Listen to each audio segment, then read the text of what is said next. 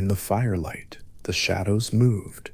They slid across the stone wall in the way that shadows always do, without sound, without intention, without knowing they were being watched. And the figures seated in the cave had been watching them for as long as they could remember. Their necks were fixed. The wall was all they had ever seen.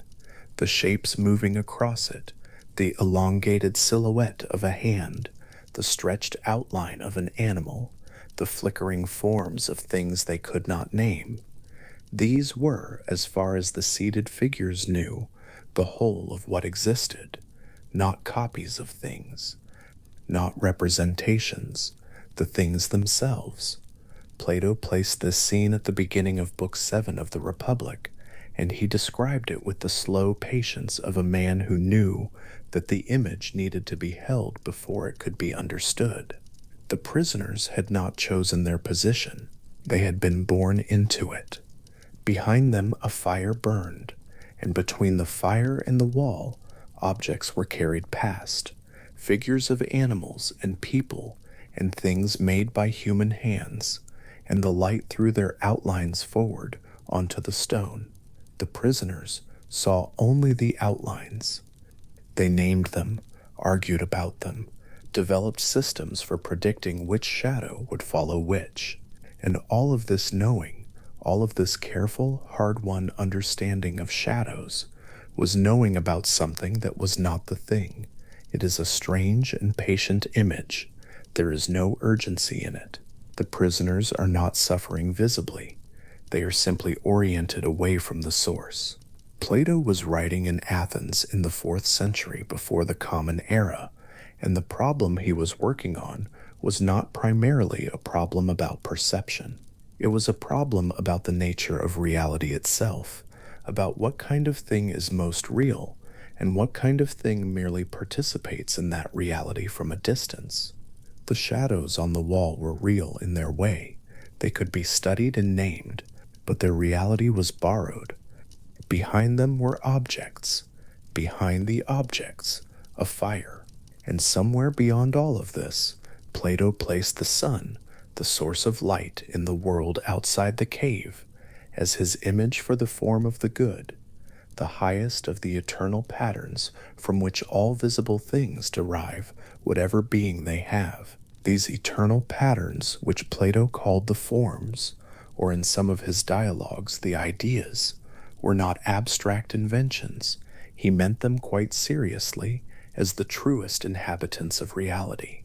The forms were perfect, unchanging, and transcendent, existing in a realm that the embodied eye could not reach, accessible only to the movement of the rational soul, turning away from the flickering wall of appearances and ascending step by careful step toward what is genuinely there. The form of beauty was not this beautiful face or that beautiful morning. It was the principle of beauty itself, the invisible template by which any beautiful thing was beautiful at all. The form of justice was not this particular law or that particular act of fairness. It was the unchanging standard against which any act of justice participated imperfectly in what justice actually was. Every visible thing for Plato was a kind of approximation, a reaching towards something it could not fully become. The world of the cave was not nothing, but it was not enough. Plato himself had been a student of Socrates, and after Socrates was executed in 399 BCE, having been tried and convicted on charges that his contemporaries in other times would find difficult to sustain, Plato left Athens. He traveled.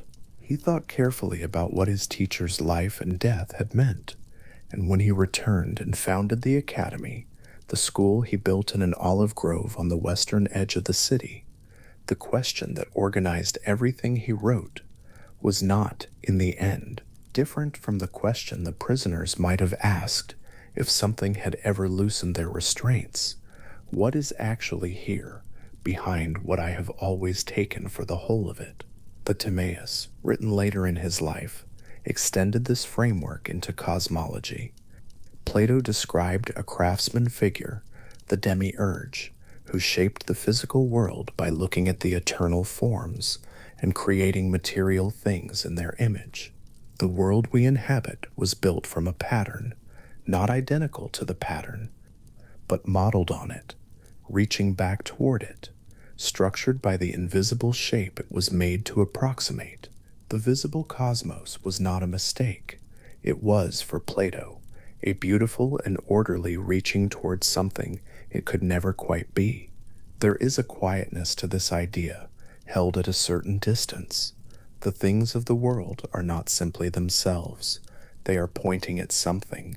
Their forms, their structures, the recognizable shapes that persist through all the variation of particular things.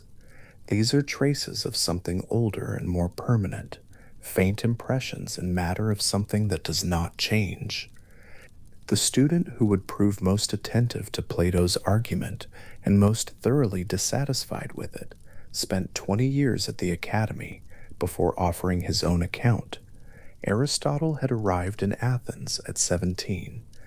He studied under Plato for 2 decades, and what he found in those forms, placed up in their separate eternal realm, was a problem he did not think had been solved. Where exactly were these forms? If beauty existed separately from all beautiful things, what connected them? Plato had said that things participated in the forms, but what participation meant had never been made quite clear. And Aristotle, who was by temperament a man who wanted to know where things were, could not find the forms anywhere he looked. After Plato's death, Aristotle left Athens. He traveled the coasts of Asia Minor. He studied the living world, not in the way a collector studies objects, but in the way a person studies something they genuinely want to understand. He collected specimens, he dissected animals, he gathered information about the growth patterns of plants from distant regions, and sat with the slow, careful question of what organized all of this variety into recognizable kinds. Why did an acorn always become an oak tree? Why did the embryo of a fish develop according to its own form and not another's? The organizing principle was there. He could see its effects with absolute consistency, but it was not in some separate realm. It was here, inside the thing itself. Aristotle wrote this out most fully in the Metaphysics, and the word he reached for was eidos, the same Greek word Plato had used for his transcendent forms. But in Aristotle's hands, eidos was not elsewhere. It was the form immanent in matter, the invisible organizing principle that made a thing the kind of thing it was, inseparable from the matter it organized, and yet not reducible to that matter alone. The form of an oak tree was not the oak tree's physical components, its wood, its bark, its leaves. It was the principle by which those components were gathered and directed and made into an oak tree rather than a pile of wood. He walked the covered walkway at the Lyceum, the school he had founded on the eastern side of Athens in a grove sacred to Apollo, with students who had learned to think while moving, because he taught that way, and because the living world they were thinking about was easier to hold in mind when the body was also present and unhurried. Around them, in the gardens he had arranged, were plants brought from across the Greek world, each one different in its particular shape, and each organized by something that made its kind recognizable across all the variation of individual specimens. The form was in the thing, not above it, not beyond it, but interior to it, the invisible structure from which its visible appearance continuously arose. This was not a small disagreement with Plato. It was a shift in where the organizing principles of the world were held to live. For Plato, the real was transcendent, above and beyond the visible world, approached only by the turning of the soul away from appearances. For Aristotle, the real was immanent, present in the thing itself, knowable through patient attention to the thing's own nature and development. Both thinkers were working on the same question. What is the relationship between the visible, changeable surface of things and the invisible, stable pattern that makes them what they are? Neither of them had a simple answer. The question was genuinely difficult, and they knew it. What they shared was more important, perhaps, than what divided them. Both held that the visible world was not self-explaining. Something was present in it that could not be accounted for by describing the visible surface alone. Both held that this something had the character of a pattern, repeatable, recognizable, underlying the particular in a way that made the particular intelligible. Both found that the most serious philosophical work was not describing what appeared, but asking what made appearance possible. The question moved forward, as philosophical questions do, not because it was resolved, but because it kept pulling at the minds of people who could not leave it alone. 5 centuries after Aristotle, in Rome, a philosopher named Plotinus was sitting in a plainly furnished room, writing by lamplight. His biographer Porphyry, who knew him in his last years, described the room and the man with a quiet simplicity. A teacher surrounded by students is working through arguments by speaking them aloud before committing them to the page, indifferent to his own physical comfort, in a way that suggested the interior world was where he actually lived. Plotinus had read Plato carefully. He had also read the Neoplatonic tradition that had developed since Plato's death, and he had come to feel that the fundamental problem, the relationship between the one and the many, between the transcendent source and the visible world flowing from it, required a different kind of account than Plato had given. What Plotinus described in the Enneads was a cosmos of emanation. At the highest level, beyond all description and all predication, was what he called the One, not a being, not a thinking thing, not even a thing that could be named without immediately saying too much about it. The One was the source from which everything else flowed, as light flows from a lamp without diminishing the lamp. It did not choose to emanate. It was simply so full, so complete, so entirely itself, that being poured outward from it as a necessary overflow. From the One, intellect arose, the level of reality at which the forms existed as living thoughts, not external objects contemplated by a separate mind, but the very activity of thinking constituting itself as a realm of intelligible structure. The forms, in Plotinus, were not frozen archetypes in a separate heaven. They were the dynamic living content of the intellect, patterns continuously thinking themselves into expression.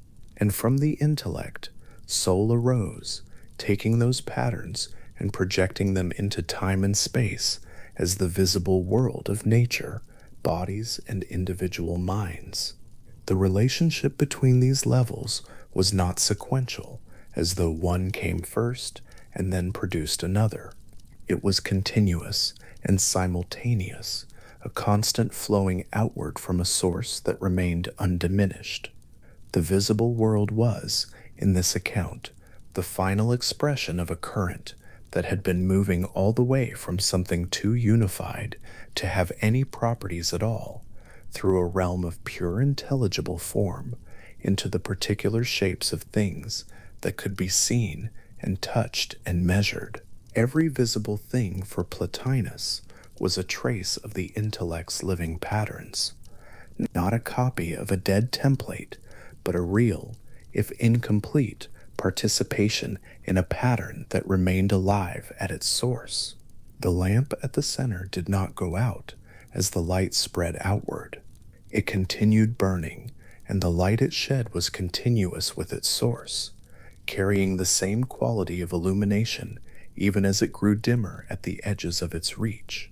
To sit with this cosmology in the dark is to feel something slightly different from what Plato's cave offers.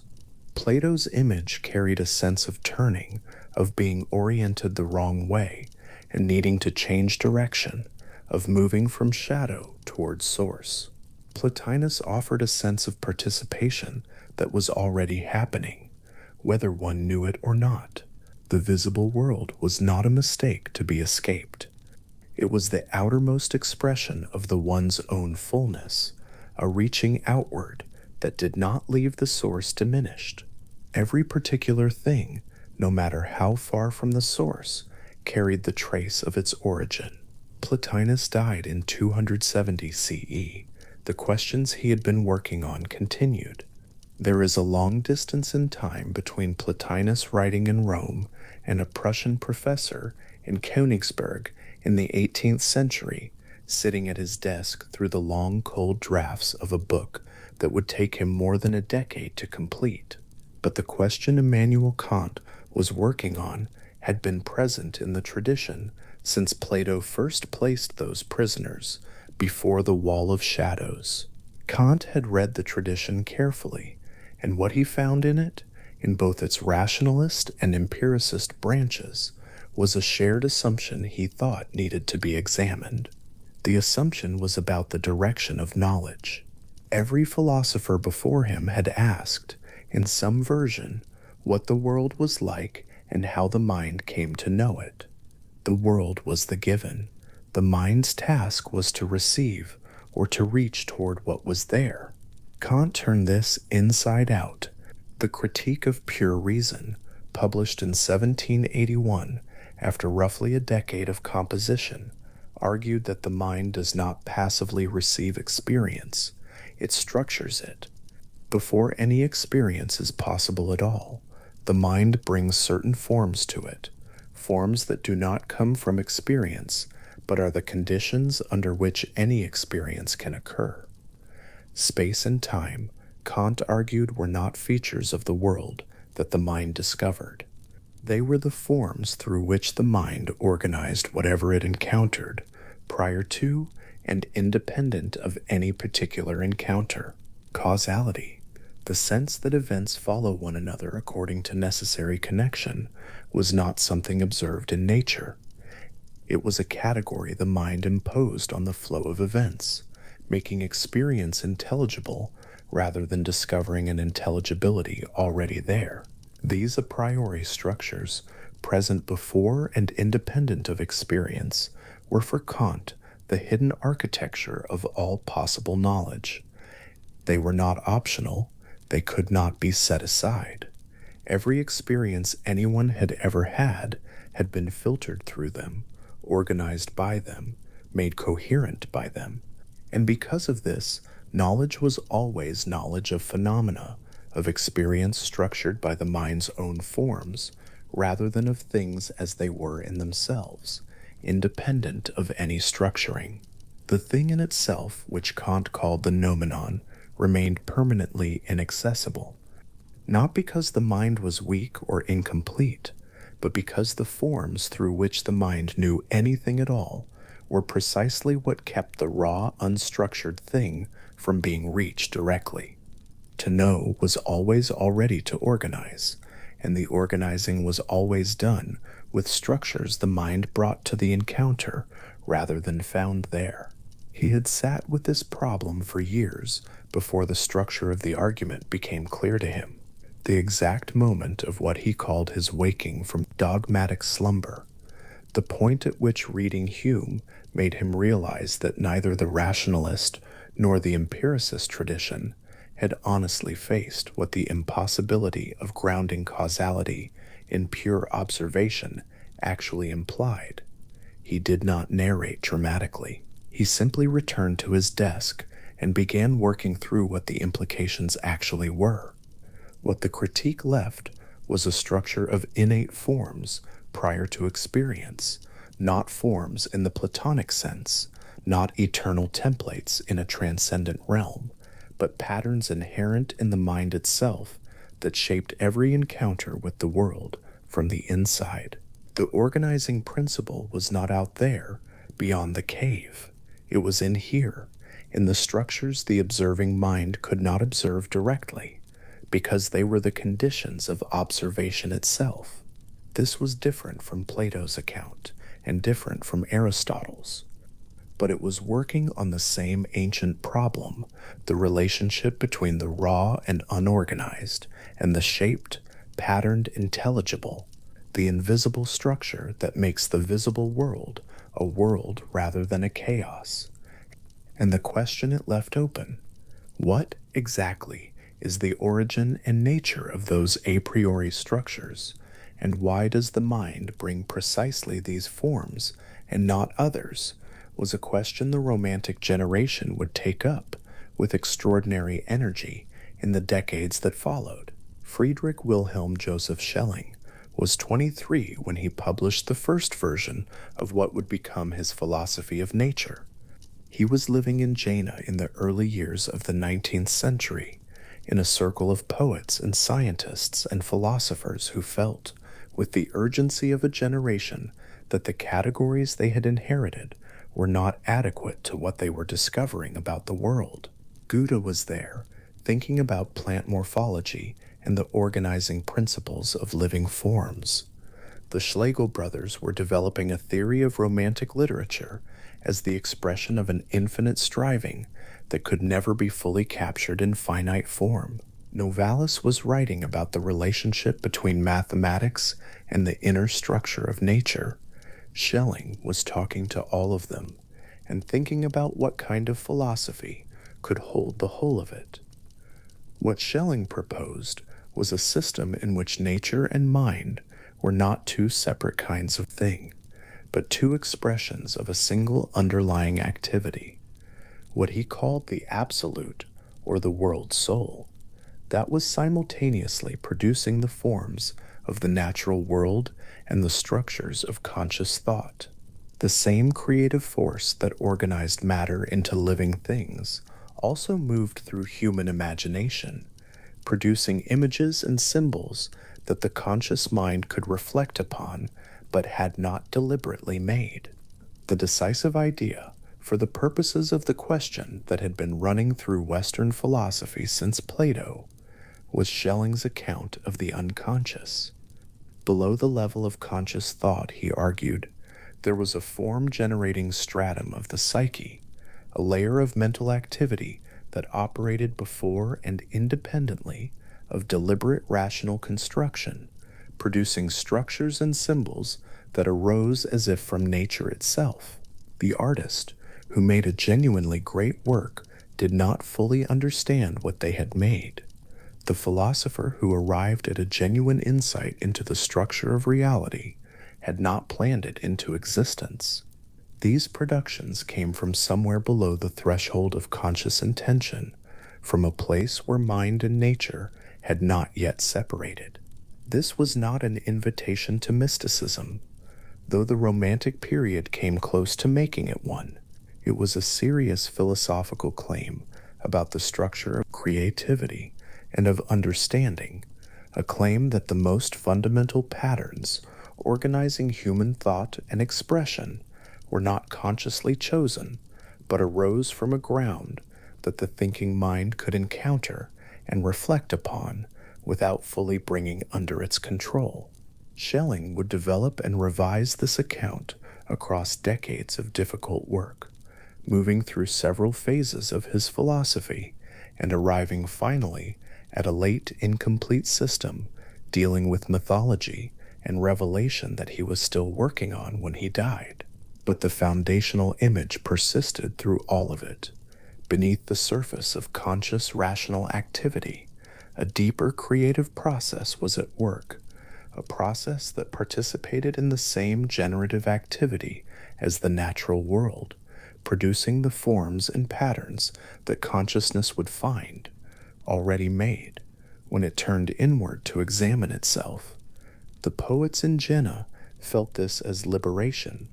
The scientists felt it as confirmation of what their observations of living nature had been suggesting, that the forms appearing in the organic world were not arbitrarily assembled, but expressed a deeper structural logic, a pattern-generating activity that operated with consistent principles, even when no conscious mind was directing it. There was something in the natural world that made form, and something in the mind that made form. and Schelling wanted to think seriously about whether these two form-making activities were finally one thing seen from two angles. It is worth sitting with what this lineage actually is, not as a chain of arguments leading somewhere, but as a persistent returning to the same deeply felt question in different historical moments and from different philosophical positions. Plato felt it as the inadequacy of the shadows to the objects to the fire to the sun. Aristotle felt it as the organizing principle he could see at work in every living thing, present inside the thing rather than imposed from without. Plotinus felt it as the continuous overflow of pattern from a source that did not lose anything by pouring itself out. Kant felt it as the active structuring work of a mind that was itself invisible to itself, that could not step outside its own forms to see what it looked like from the outside. Schelling felt it as the deep creative ground below consciousness, the place where mind and nature touched each other and could not be told apart. None of them solved the problem Plato first made visible in the image of the cave, the relationship between the invisible pattern and the visible world that carries it, between the form and the thing formed, between the organizing principle and the matter it organizes, remained genuinely difficult, and more thinking did not make it easy. But each of them found, working within their own historical moment and with their own intellectual tools, that the question could be lived with, that sitting long enough with the image of the cave produced something other than frustration, that the difficulty of these questions, the permanent inaccessibility of the form in itself, the impossibility of stepping outside the mind's own structuring activity, the unknowability of the one, was not a sign that the inquiry had failed. It was a sign that the inquiry had arrived somewhere real.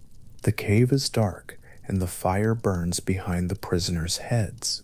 The shadows on the wall have a kind of beauty, the way shadows always do when something warm and steady is casting them.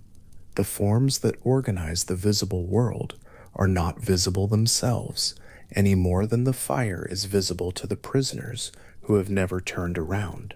But the wall is covered in their impressions, and anyone who looks carefully enough can begin to feel that the shapes appearing and disappearing on the stone have too much order to be random, too much consistency to be accidents.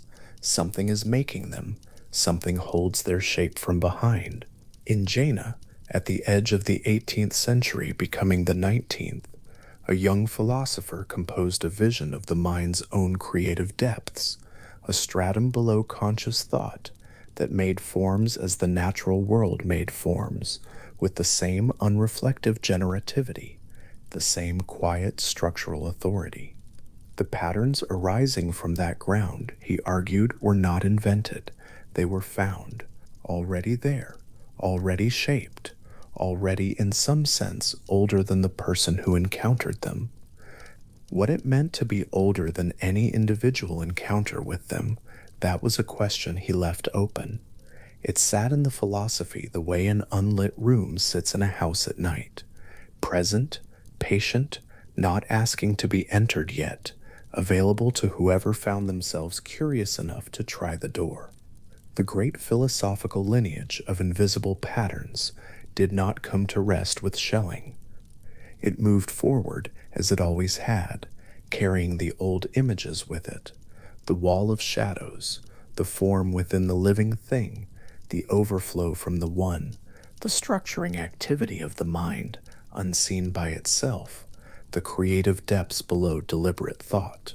Each of these was a different way of saying the same thing, or almost the same thing, or the nearest approach any one thinker had managed to the same thing, which might be the kind of thing that could only be approached, never quite reached. The prisoners in the cave were still watching the wall.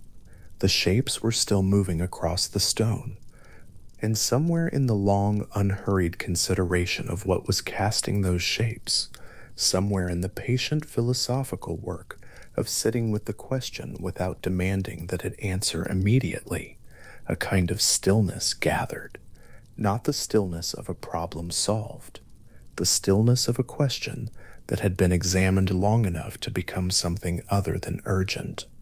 The patterns arose. They organized the visible world from somewhere the eye could not look directly. They moved through the natural world and through the mind's own activity and through the productions of human imagination, leaving their impressions everywhere without explaining themselves. They were older, perhaps, than any particular tradition that had tried to name them.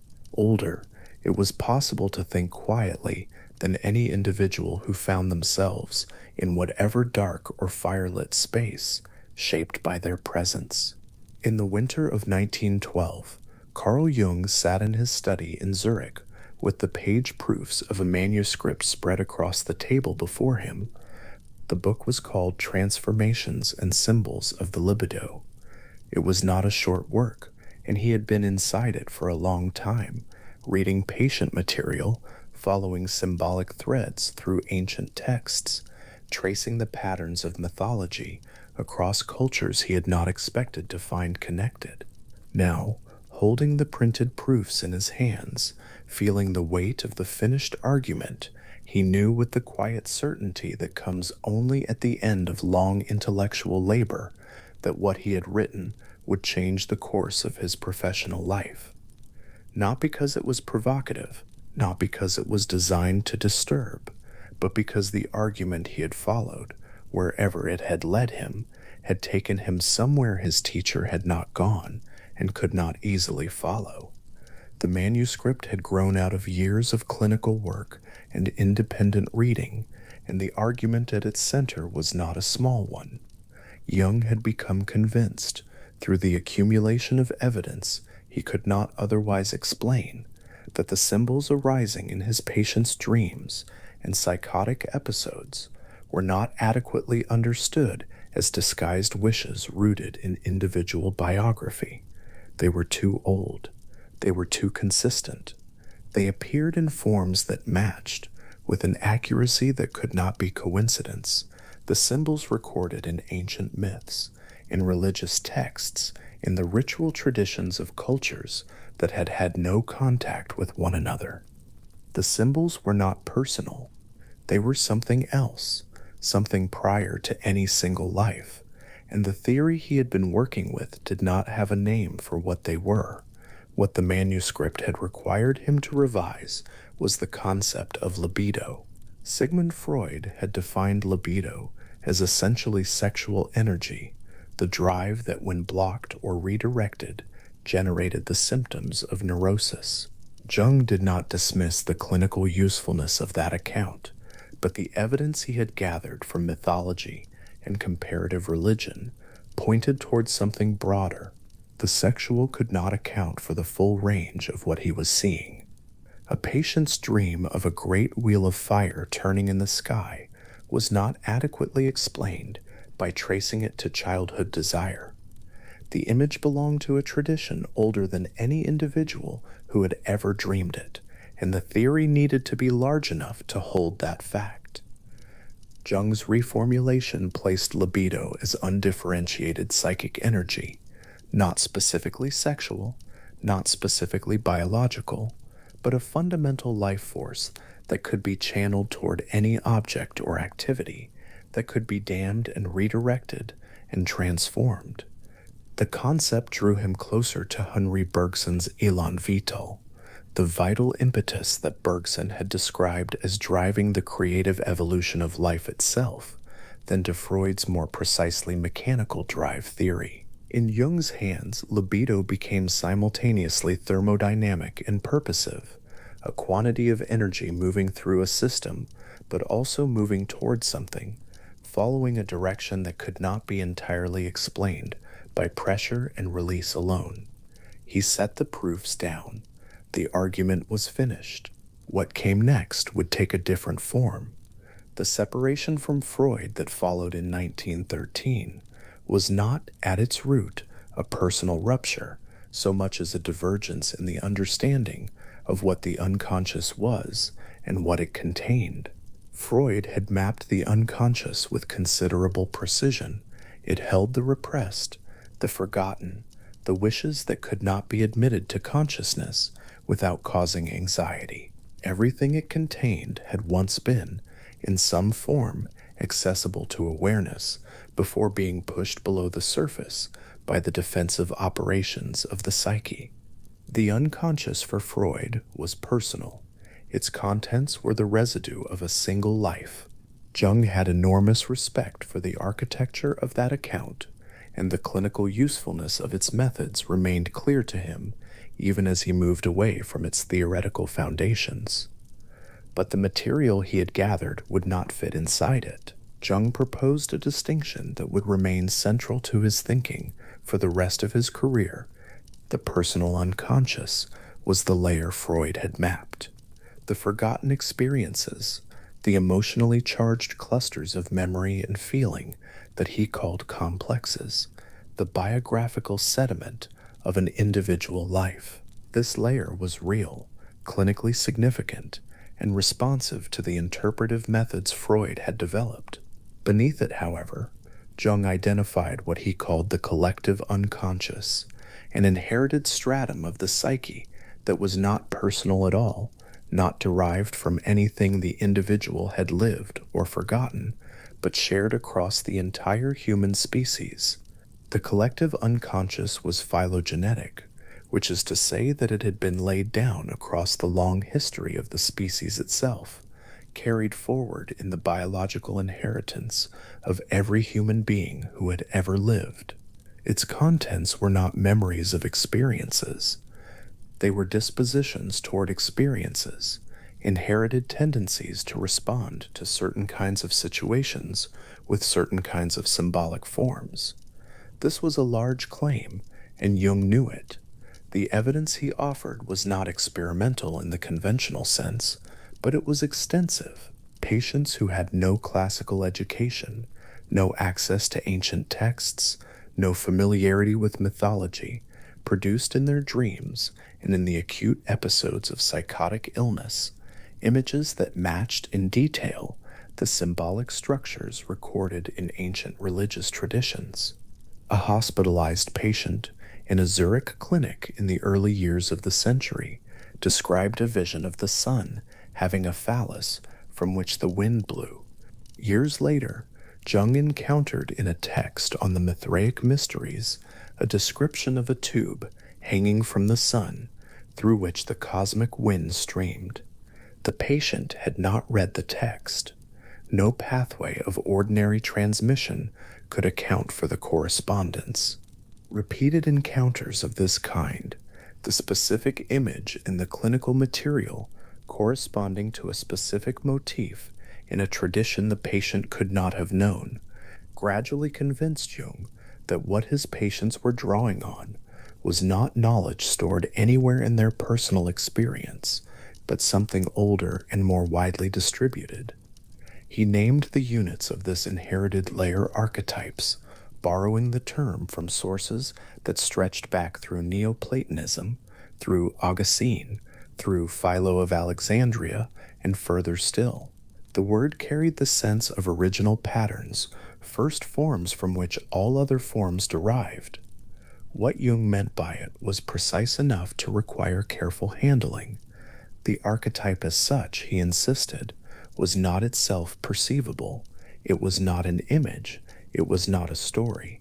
It was not a feeling. It was a structural disposition, an empty inherited tendency, like the channel of a river before any water has flowed through it, like the socket before the eye has formed inside it. The archetype as such was the pattern in potential, the readiness to produce a certain kind of image or narrative or emotional response when the appropriate circumstances arose in a life. What appeared in the consulting room, in the pages of mythology, in the dreams of patients who could not have known what they were dreaming, all of that was not the archetype itself, but the archetypal image, the culturally inflected, historically particular form in which the underlying structural tendency clothed itself at any given moment In any given individual or tradition, the same underlying pattern might produce the image of a great serpent in one tradition and a dragon in another, an ocean in one dreamer's night and a dark forest in another's, without any of those images being the archetype itself. The archetype remained behind the images, generating them, shaping them, filling them with the specific emotional charge that made certain symbols feel not merely interesting, but necessary, not merely pretty, but weighted with something the dreamer could not have calculated in advance. It was a distinction that required some patience to hold.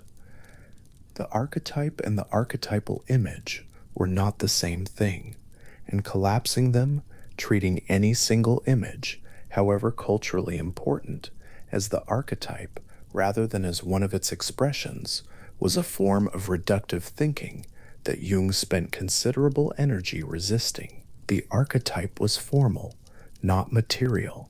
It was the shape of the channel, not the water flowing through it.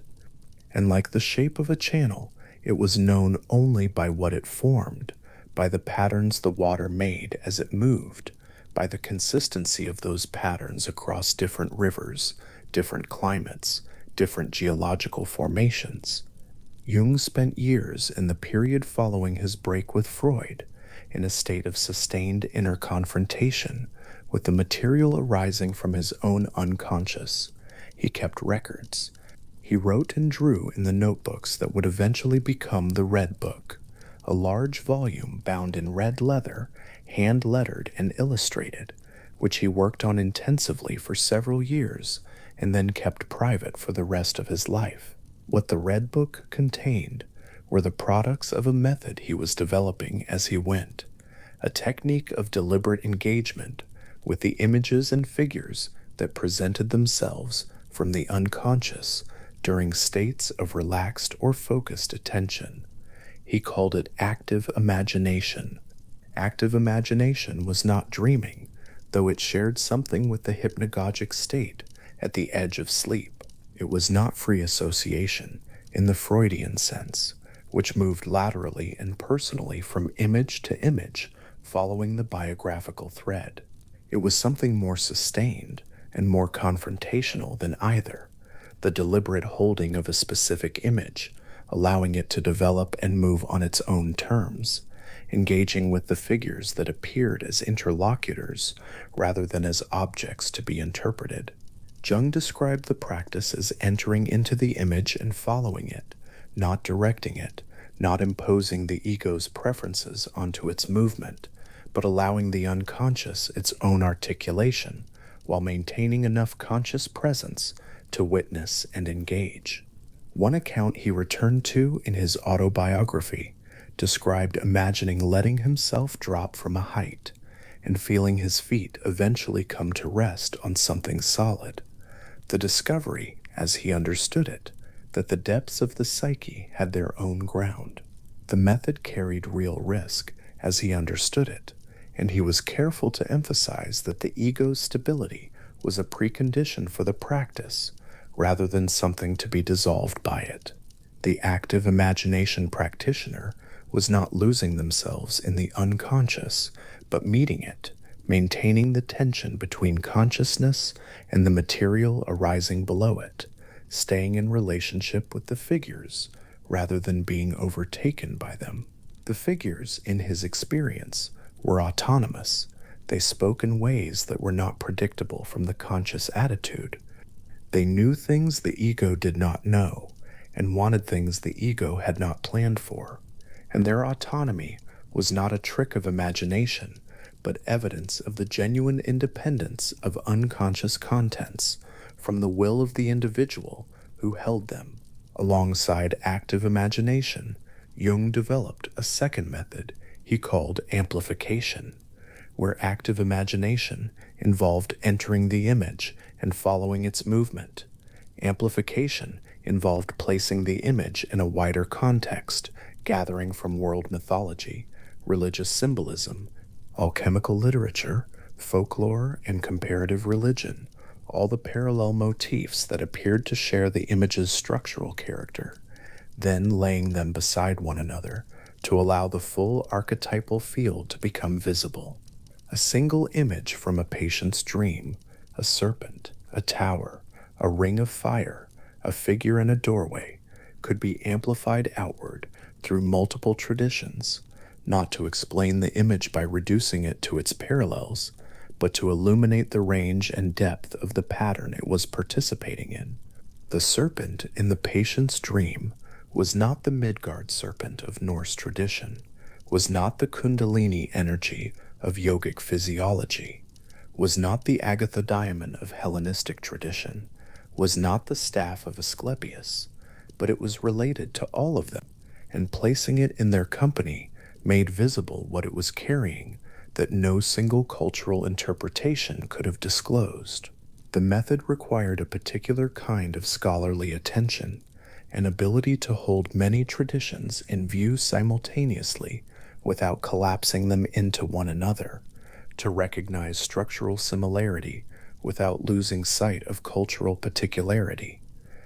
Jung read broadly and had collaborators who read more broadly still, and the amplification process as it developed in practice became a kind of living library in which the individual symbol was held inside the full horizon of what the human imagination had made of it across the longest available span of time. The image grew richer by accumulation, not by reduction. The goal was not the single correct interpretation, but the widest possible illumination of the field the image was drawing on. The picture of the psyche that emerged from all of this work, from the clinical encounters, the mythological research, the years of active imagination, the development of amplification as a method, was not a simple one, and Jung was not inclined to simplify it. He held the complexity as a feature of the subject rather than a problem to be solved. The psyche in his model was layered. At the surface, the ego, the organizing center of consciousness, the locus of identity and intention and deliberate thought. Surrounding and containing it, the personal unconscious, with its forgotten material and its complexes, those autonomous, emotionally charged clusters of association that could seize the personality and move it in directions the ego had not chosen. And beneath both, deep and wide and ancient, the collective unconscious, impersonal, inherited, structurally shared across the species, containing the archetypes as empty formal dispositions waiting to be activated by the circumstances of a life. In his study at Kusnacht, surrounded by books in many languages and by the stone carvings he had made with his own hands, Jung sometimes worked at his desk in the evenings, drawing the relationship between ego and self as two concentric circles. The smaller one was the ego at the center of consciousness. The larger one, containing it, was the self, the archetype of wholeness, the organizing totality of the psyche in its fullest extent, the center not of consciousness alone, but of the entire psychological system. The ego and the self were related as the smaller circle to the larger. The ego was inside the self, depended on it, was in some sense an expression of it, but was not the same as it, and could not contain it. The direction of psychological development, as Jung understood it, was not the expansion of the ego outward, but the increasing capacity of the ego to enter into relationship with the larger whole that it inhabited, to be oriented by the self, rather than oriented only by its own preferences and defenses. The drawing of two circles was a recurring gesture in his notebooks. The geometry was simple enough to hold in the mind without effort, and it captured something that the descriptive language of clinical psychology was not always able to hold. The sense that the individual personality was not a closed system, but an instance of a larger pattern, that the individual life participated in something it had not created and could not fully survey, that what the psyche was finally aiming at, through all its symptoms and conflicts and dreams and creative productions, was not comfort or adjustment, but wholeness, and that wholeness was not an achievement of the ego alone, but of the relationship between the ego and what lay beyond it. The relationship between consciousness and the unconscious, as Jung described it, was not one of simple containment or straightforward conversation. The unconscious was not simply the repository of what consciousness had not yet examined. It had its own logic, its own time, its own symbolic language, and its relationship to the conscious attitude was sometimes compensatory, producing in dream and fantasy what the waking ego had overlooked or refused, and sometimes perspective, pointing not toward what had been repressed, but toward what the personality might become if the unconscious contents were engaged rather than ignored. The psyche was purposive as well as historical. Its movement was oriented by something ahead of it, as well as driven by something behind it. And the model of energy Jung had developed, libido as undifferentiated psychic energy, capable of flowing in any direction, subject to the equivalent of hydraulic laws, but also responsive to the teleological pull of the organism's wholeness, was designed to hold both dimensions simultaneously. This had consequences for how Jung understood psychological development. Growth, in his account, was not simply the accumulation of conscious understanding. It was not the progressive extension of the ego's domain over the unconscious, the gradual conquest of irrational material by rational analysis. It was something more recursive, more patient, more spiral in its shape, a process of encounter with unconscious contents, engagement with the figures and forces arising from the depths, gradual integration of what had been dissociated or projected or refused, and the slow expansion of the personality's capacity to hold complexity without being destroyed by it. The process had a name. He called it individuation, and it was lifelong. Jung's account of psychic energy was explicitly distinguishable from what the physics of his time described as energy, and he held to that distinction carefully. Psychic energy was a quantitative metaphor, useful for describing the movement of investment and attention and effect within the psychic system, but it was not literally the same as physical energy, and the analogy should not be pushed past its usefulness. At the same time, the model's thermodynamic features were real enough. The principle of equivalence held that when psychic energy was withdrawn from one area of the psychic system, it appeared somewhere else, often in a transformed or compensated form. The principle of entropy held that the system tended toward a state of equilibrium, a relatively stable distribution of energy across its elements. And the teleological dimension meant that energy moved not only toward equilibrium, but toward the realization of a pattern that had not yet been fully expressed. What this meant in practice in the consulting room was that a symptom was not merely a breakdown, it was also a signal, an expression of energy that had been unable to find its appropriate channel, and was forcing its way through wherever the structure permitted.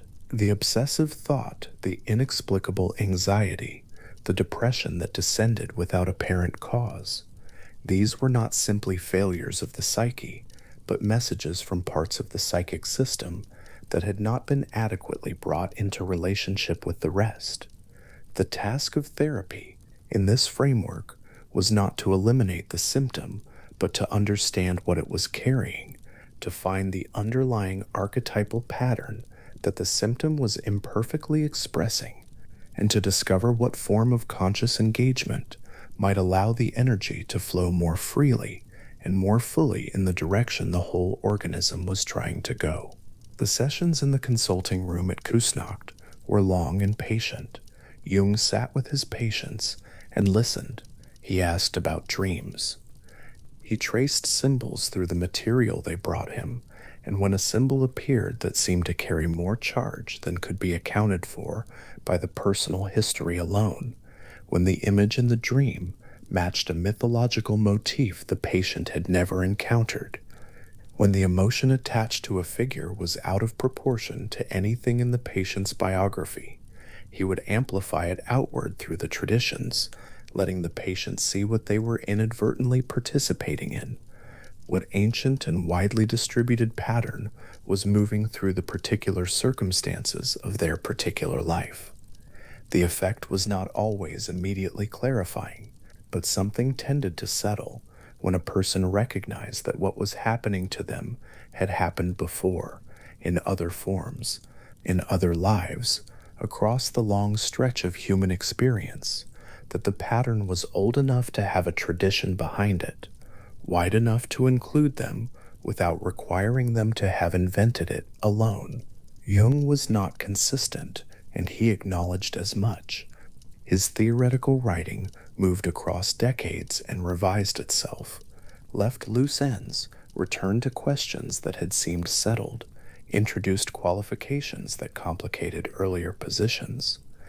He was building as he went, and building from clinical material that was often stranger and more difficult to systematize than theory liked to admit.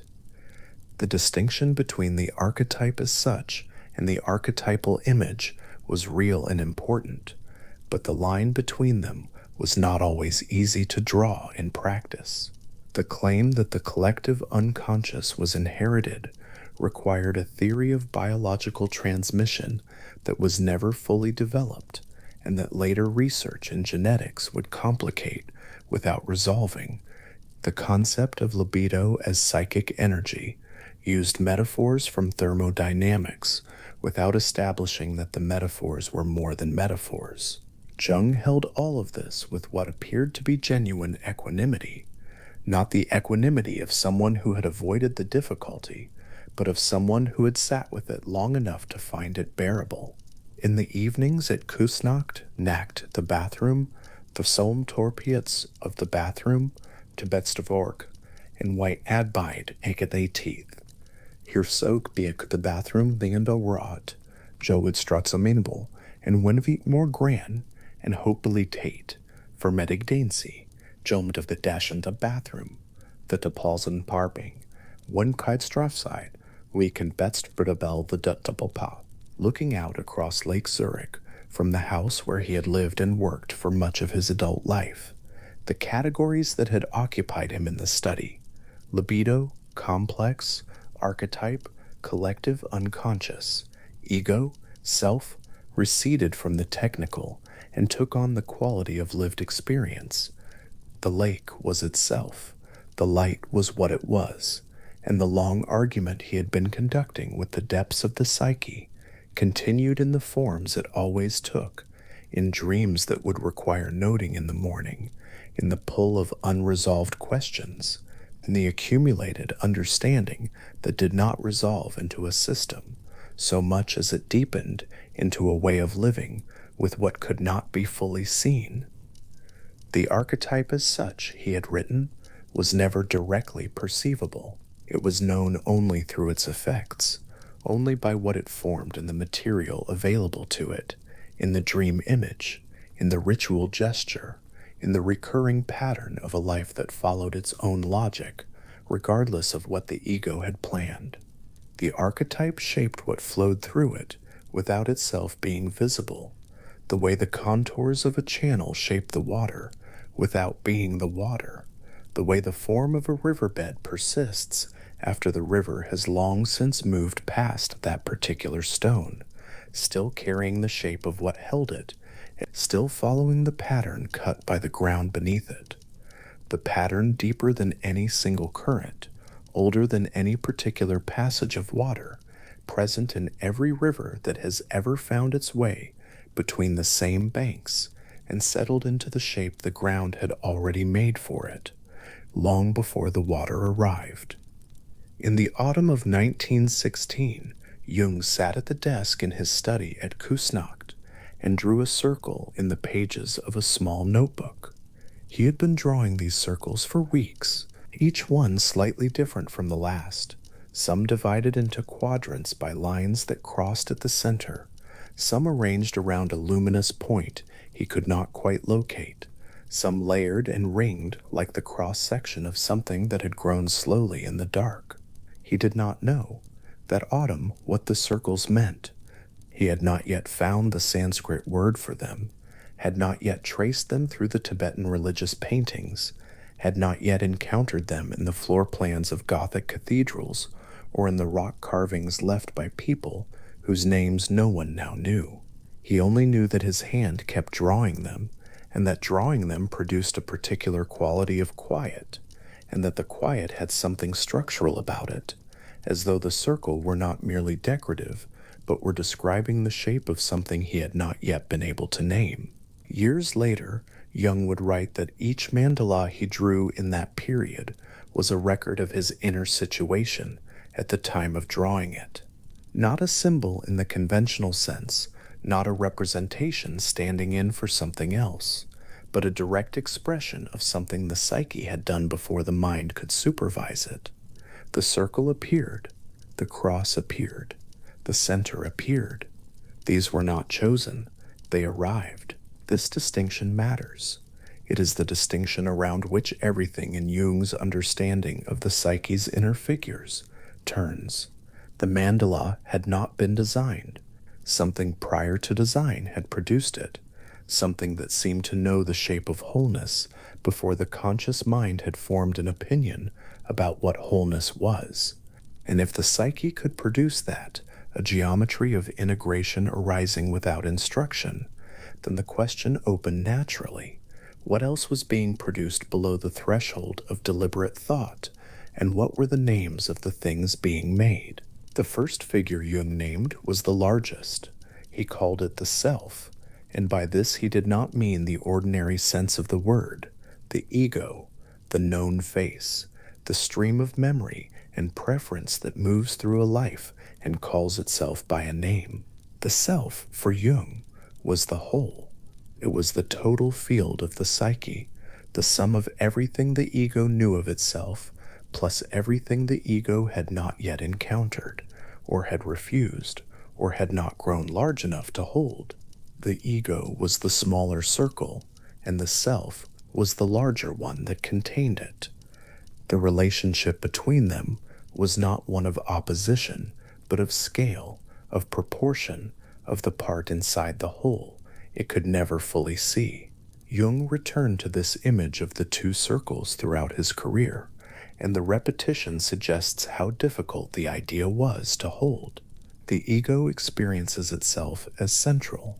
It feels like the seat of everything, the place where experience arrives and decisions are made, and the day is lived. To insist that the ego is contained within a larger structure it cannot directly survey requires a kind of quiet humility that is less a moral achievement than a perceptual one. The slow willingness to notice that there is more activity inside a life than the part of the life that is watching can account for. Dreams arrive unbidden. Moods arrive before their cause is understood. A person turns towards something or away from something and cannot entirely explain why. The self, in Jung's model, was the source of this surplus, the organizing principle of the whole, expressing itself continuously through the smaller structure of the ego, the way a river expresses the shape of its bed. The mandala, then, was not decoration. It was the psyche's own image of what the psyche was, a circle with a center, containing everything, divided and balanced, the whole greater than its parts. And Jung found this image appearing spontaneously in the notebooks of patients who had never studied Eastern religion, in the dreams of people who had never heard the Sanskrit word, in the artwork of children, in the carvings of people who had lived 10,000 years ago and left no other record. The image was not transmitted, it was generated again and again from whatever layer of the psyche the mandala describes. The second figure Jung named was the one most immediately recognizable, and also the one most easily misunderstood. He called it the shadow, and by this he meant everything the ego has decided not to be. Not, it should be said, everything morally dark or destructive, though shadow material can take those forms. More precisely, the shadow is the collection of qualities, tendencies, and possibilities that a person has excluded from their self-definition. The person who has built an identity around rationality carries an irrational shadow. The person who has built an identity around generosity carries a selfish shadow. The exclusion is not conscious, or is only partly conscious. It is the accumulated consequence of thousands of small choices about what to emphasize and what to set aside, what to acknowledge and what to send below. There is a particular quality to the experience of encountering the shadow, and Jung described it carefully. It does not feel like encountering oneself. It feels like encountering someone else, someone irritating or contemptible, or threatening, or obscurely fascinating, in a way that produces discomfort. The shadow is most legible in projection, in the intense negative reaction to a quality in another person that one has not recognized in oneself. The vehemence of the reaction is proportional to the charge of the unacknowledged material. Something that has been pushed down returns with more force than it left with. Imagine standing before a mirror in a room where the light has shifted unexpectedly. The face in the glass is recognizable, but the expression is not quite the one being worn. Something else is there in the shadows around the eyes, something that does not quite belong to the version of the face one carries in ordinary awareness. It is not threatening, it is simply other, and the otherness is unsettling in the way that all genuine otherness is unsettling, not because it is dangerous, but because it exceeds the frame. This is the quality Jung was pointing at with the shadow, not a monster, but a dimension of oneself that has not yet been included in the working definition of who one is. Shadow integration, in Jung's understanding, is the first essential task of psychological maturation, not because the shadow contains something good that needs to be reclaimed in the way a misplaced object needs to be found, but because the energy tied up in exclusion is unavailable for anything else. The effort of not being what one has decided not to be is continuous and largely invisible. When that effort relaxes, when something previously refused is acknowledged and made part of the picture, the field of what is available to a person quietly expands, not dramatically, steadily. There is a third figure that appears in the psyche's inner world, and this one has a quality the others do not. It carries the feeling of the other. Jung named it the anima in the case of the male psyche, and the animus in the case of the female. These are not simply representations of the opposite sex as encountered in the external world, though they take their coloring from those encounters. They are the soul figure, the interior representative of the qualities a person has not yet claimed as their own, because those qualities have been organized by the culture around the category of the other gender. Jung found this figure appearing in dreams with a consistency that struck him as structural rather than biographical. A figure of the opposite sex appears at a threshold, at the entrance to a room, at the border of a known landscape, at the edge of sleep, carrying something the dreamer needs, something the dreamer cannot quite name. The figure is neither fully benign nor fully threatening.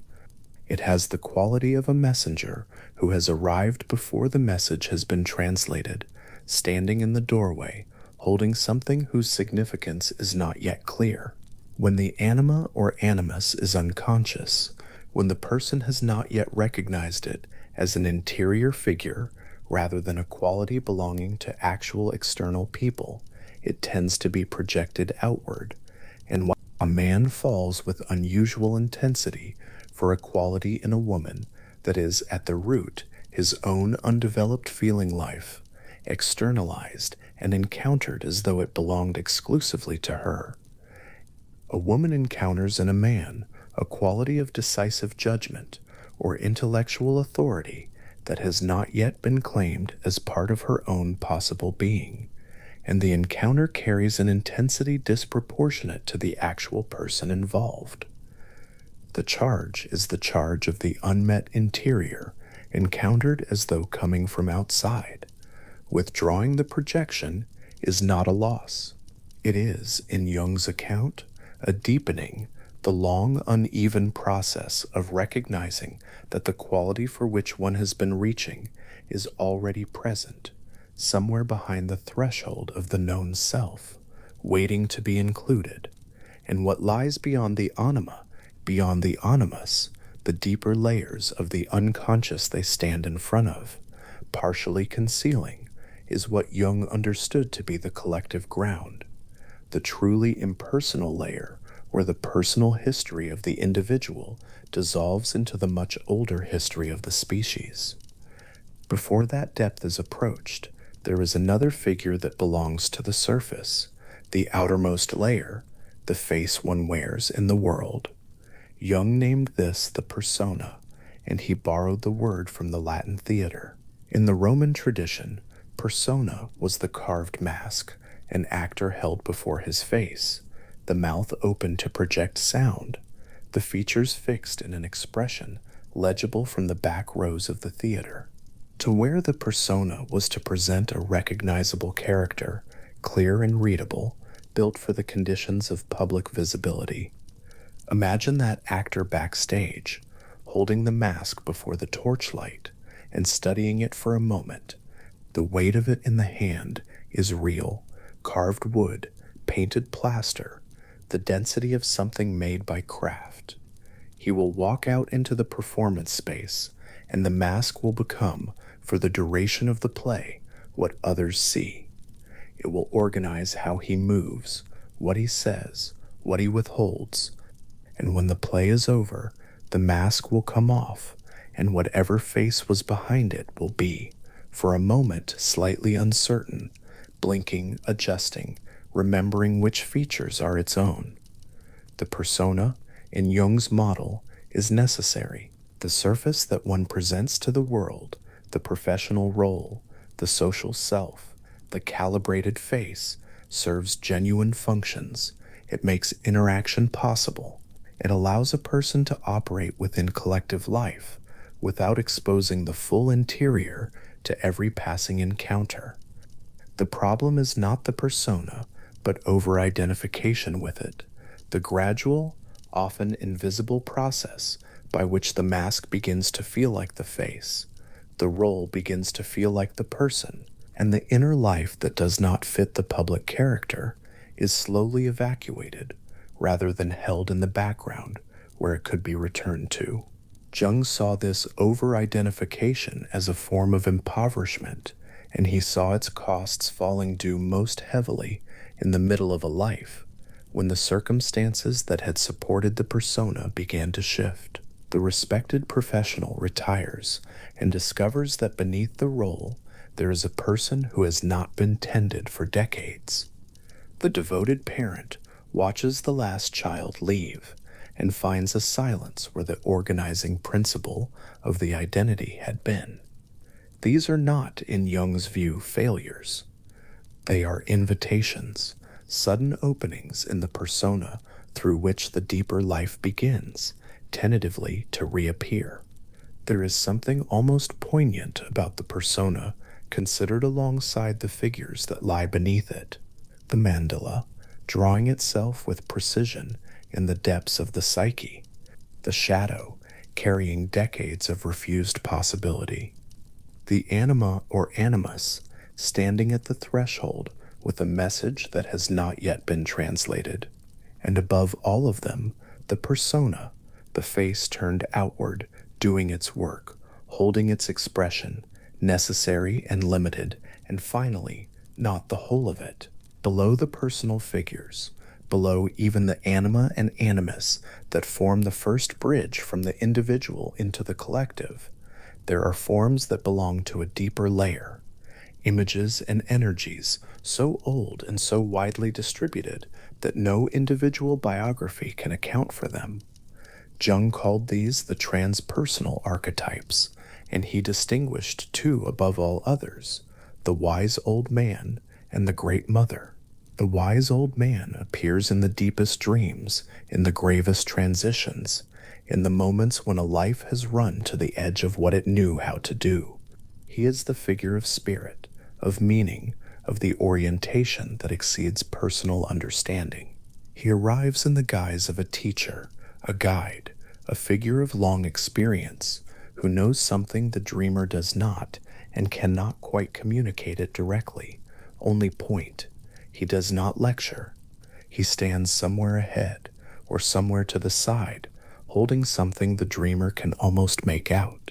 His appearance in a dream signals, in Jung's reading, that the psyche is drawing on a resource older than the individual, a pattern of accumulated wisdom so ancient it has passed below the level of cultural transmission and into something that simply persists.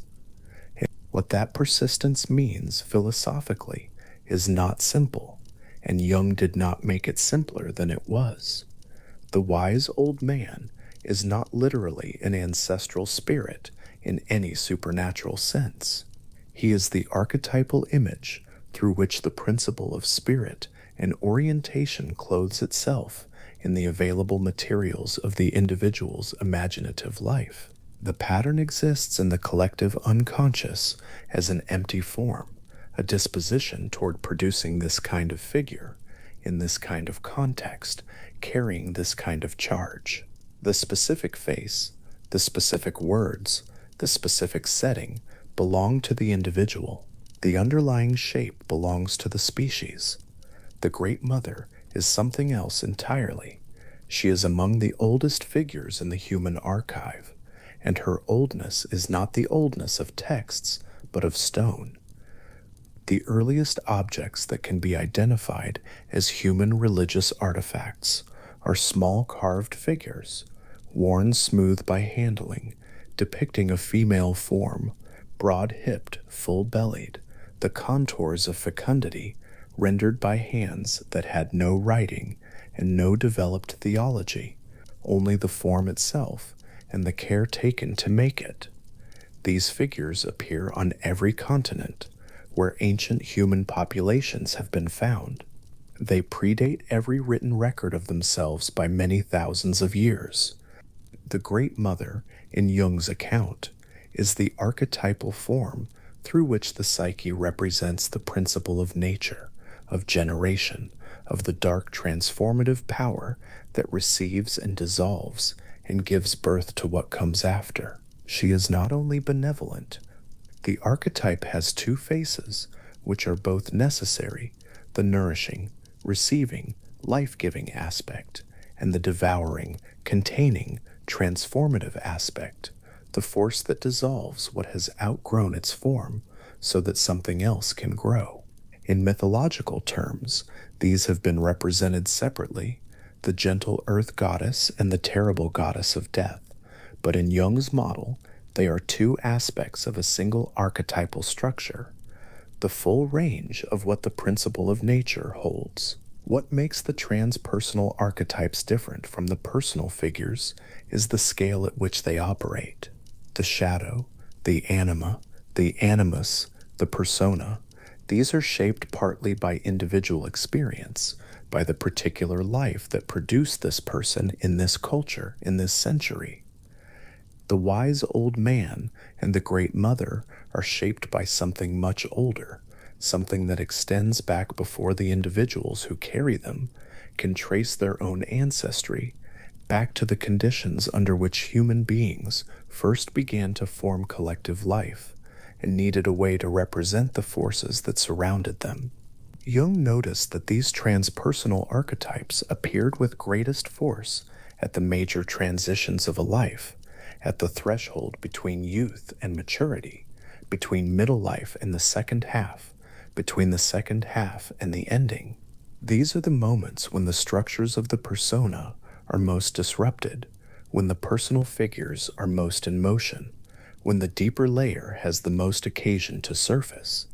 And what surfaces at these moments often carries the unmistakable signature of the transpersonal, a dream that seems too large for the life it has arrived in, an image whose charge is disproportionate to any personal history, a figure whose presence in the interior world carries the feeling of great age.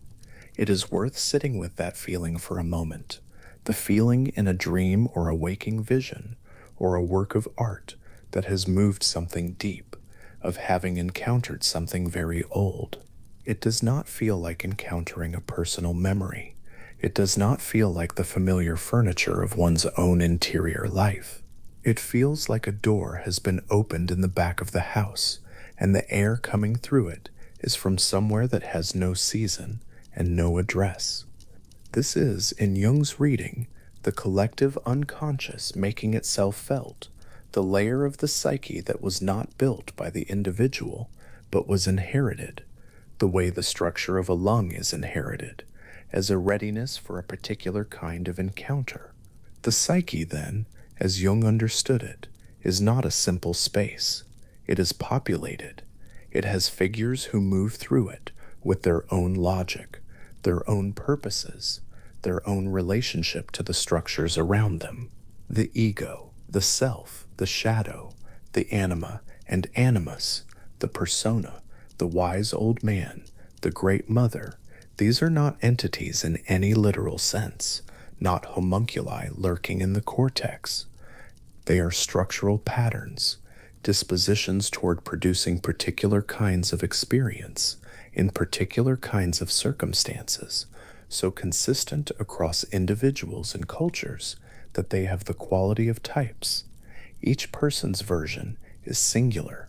The underlying form is shared. Consider for a moment what this picture asks of the person who takes it seriously. Not an aggressive demand, only a quiet one. It asks that the ego relinquish, just slightly, its sense of being the whole. It asks that the known self be understood as a region rather than a totality, one brightly lit area in a much larger interior whose geography has not been fully surveyed. This is not a diminishment.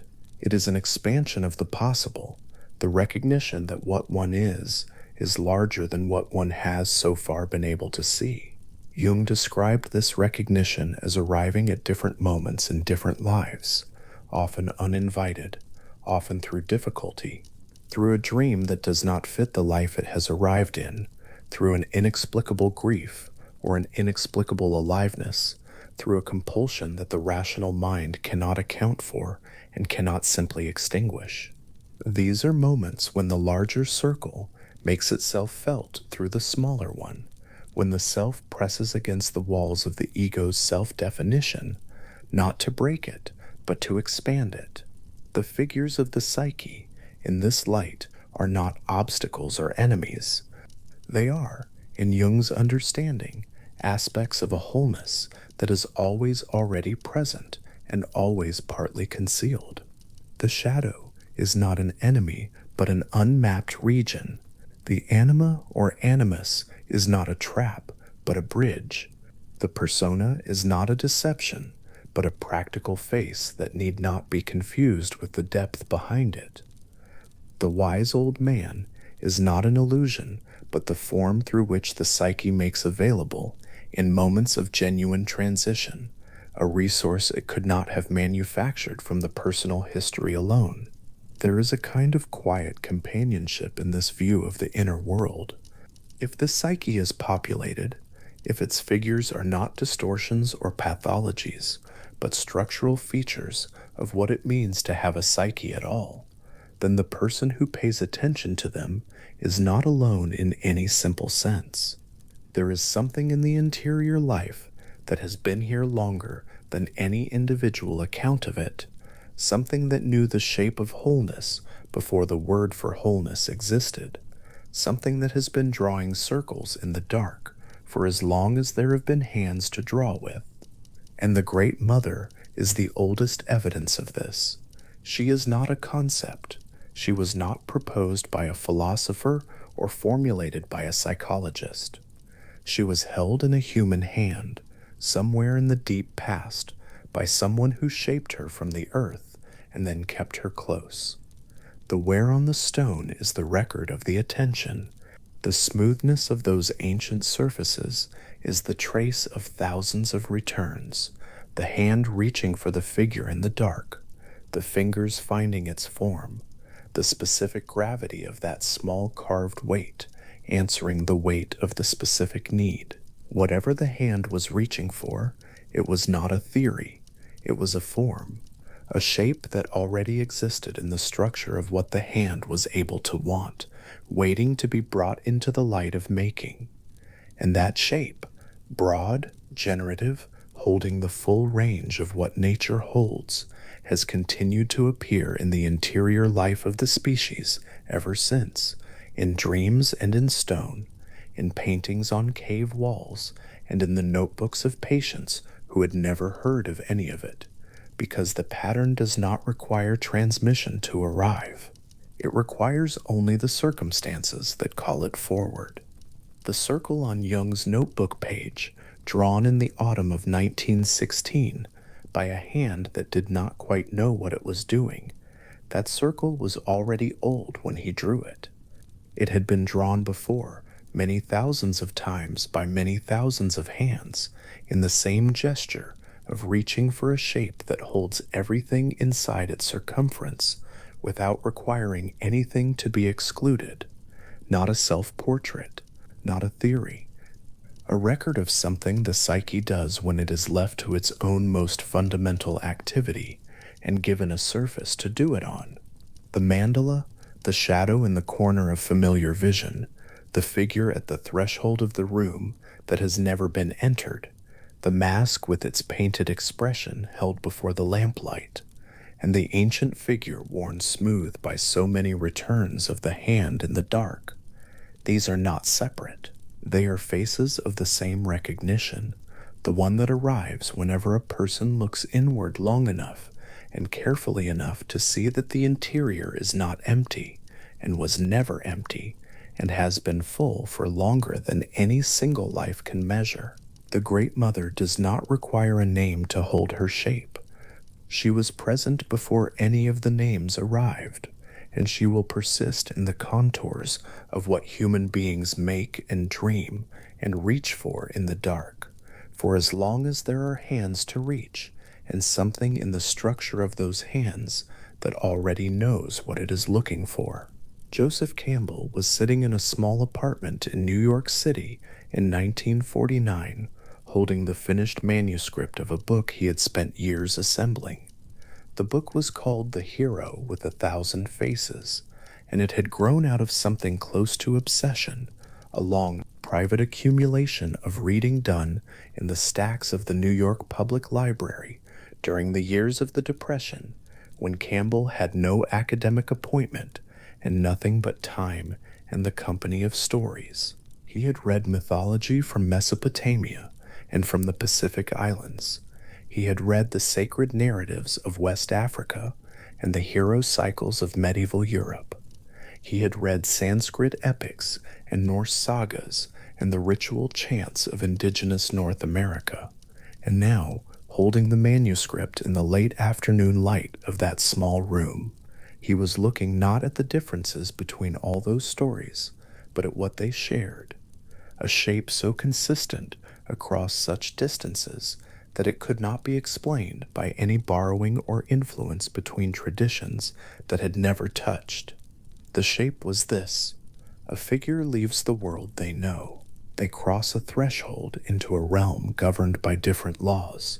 There, in that other space, they undergo a transformation they could not have undergone at home, and they return, carrying something back that the world they left cannot make on its own. Campbell called this the monomyth, borrowing the word from James Joyce, though the idea was his own. Separation, initiation, return, 3 movements endlessly varied in their surface detail, endlessly consistent in their underlying structure. The hero who crosses the first threshold into an unknown realm is recognizable whether the story is told in ancient Sumer or in a Polynesian island or in the folklore of medieval Ireland, not because all cultures copied one another, but because the structure itself seems to arise from somewhere prior to any individual tradition. Campbell believed he had found, in the comparative reading of world mythology, evidence that the deepest stories the human species tells itself follow a single pattern whose origin lies somewhere deeper than culture. He was not the first to notice this. Scholars had been noticing convergences across world mythology for at least a century before Campbell sat down in that New York apartment. But what Campbell brought to the observation was a particular kind of attention, not the attention of a classifier, sorting myths into types, but the attention of someone convinced that the pattern was not merely a formal accident. The story the hero lives through was for Campbell a map drawn in symbols and populated with figures recognizable across all the distances of human time.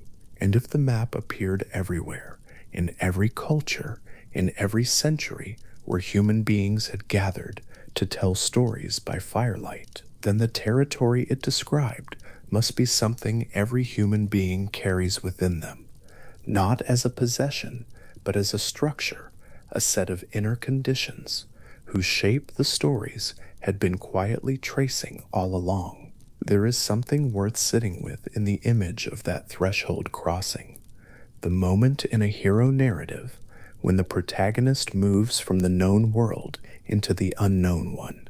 In a firelit space, wherever it is, whatever century this is, a storyteller reaches that moment in the telling. The listeners lean forward, almost imperceptibly, without knowing they have done so. Something in them has recognized the structure before their minds have named it. The known world is the world of daylight, of social rules, of the self that has been assembled by habit and expectation. The unknown realm beyond the threshold is something else, a space where those rules no longer apply, where something latent in the traveler is forced to the surface. The listeners lean forward because they know this movement, not from having heard this particular story, but from somewhere older than any story they could name. Mircea Eliade was a historian of religion who spent his scholarly life attending to a different but related phenomenon, not the structure of heroic narrative, but the ritual life of traditional societies, the ceremonies and observances through which archaic peoples oriented themselves in time and space. Eliade observed that in many traditional cultures, ritual acts were not understood as symbolic commemorations of events that had once occurred. They were understood as genuine reenactments of primordial divine events occurring in sacred time, a time that was not the past, but a permanent dimension of reality that the ritual opened onto. When a priest in an archaic culture repeated the gestures and words of a founding cosmic act, he was not remembering what the gods had done. He was, within the framework of that tradition, doing what the gods had done, participating directly in the time when the world was first made whole.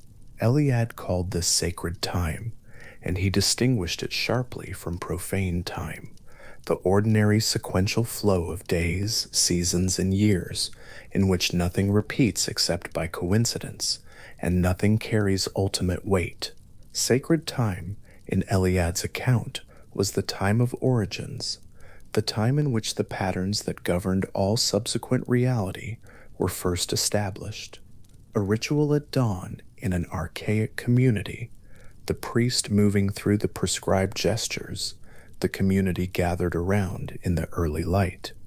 The words of the founding act spoken again, in the form they had been spoken for as many generations as memory could reach, was not theater.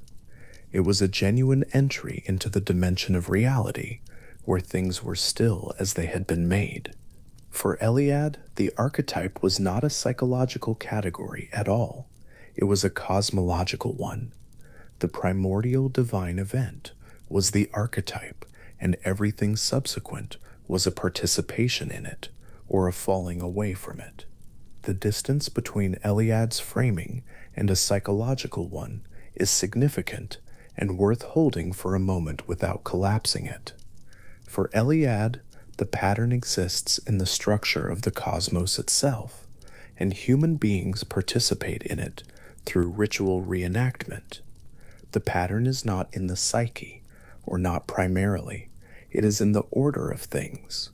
What the ritual does is put the human being in alignment with that order, returning them briefly, but genuinely, to the time when all patterns were fresh and fully present.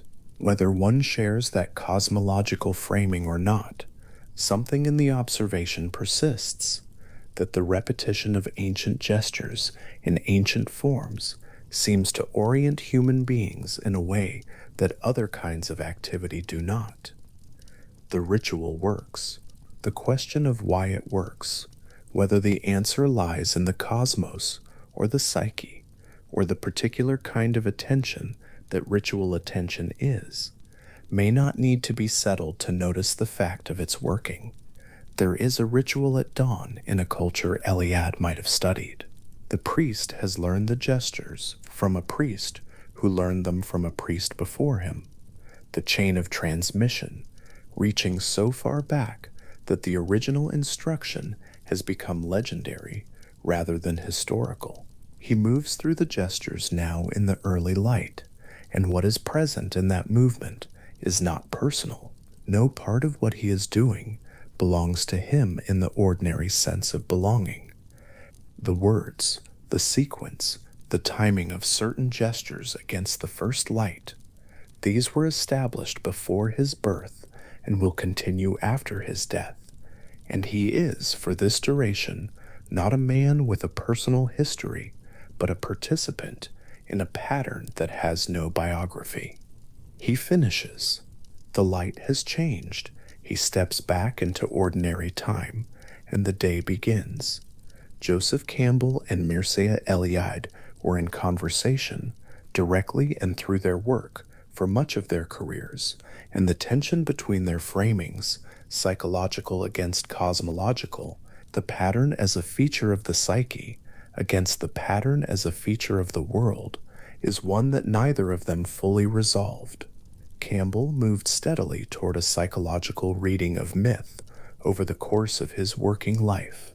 Eliade maintained the ontological weight of his sacred structures to the end.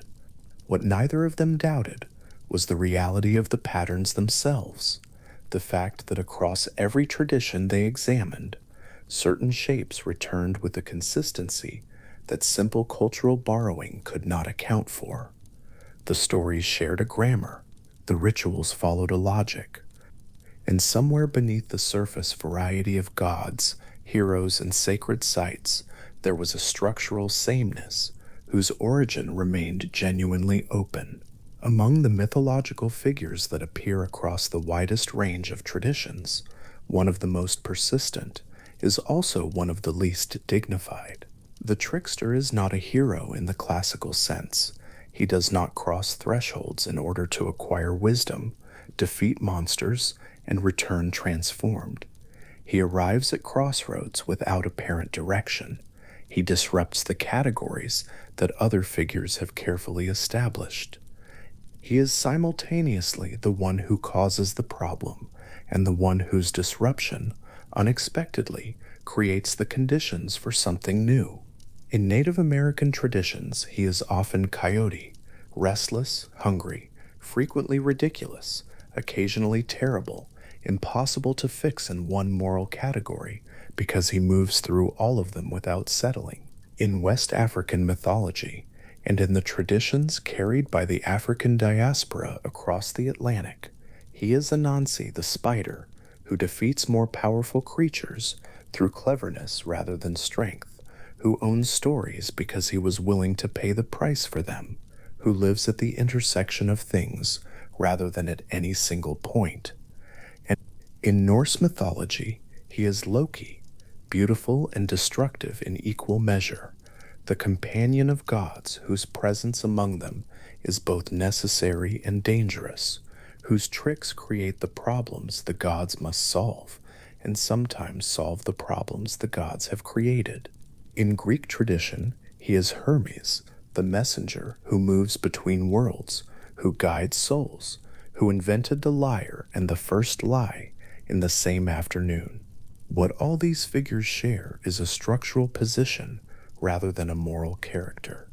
The trickster lives at the edge of categories.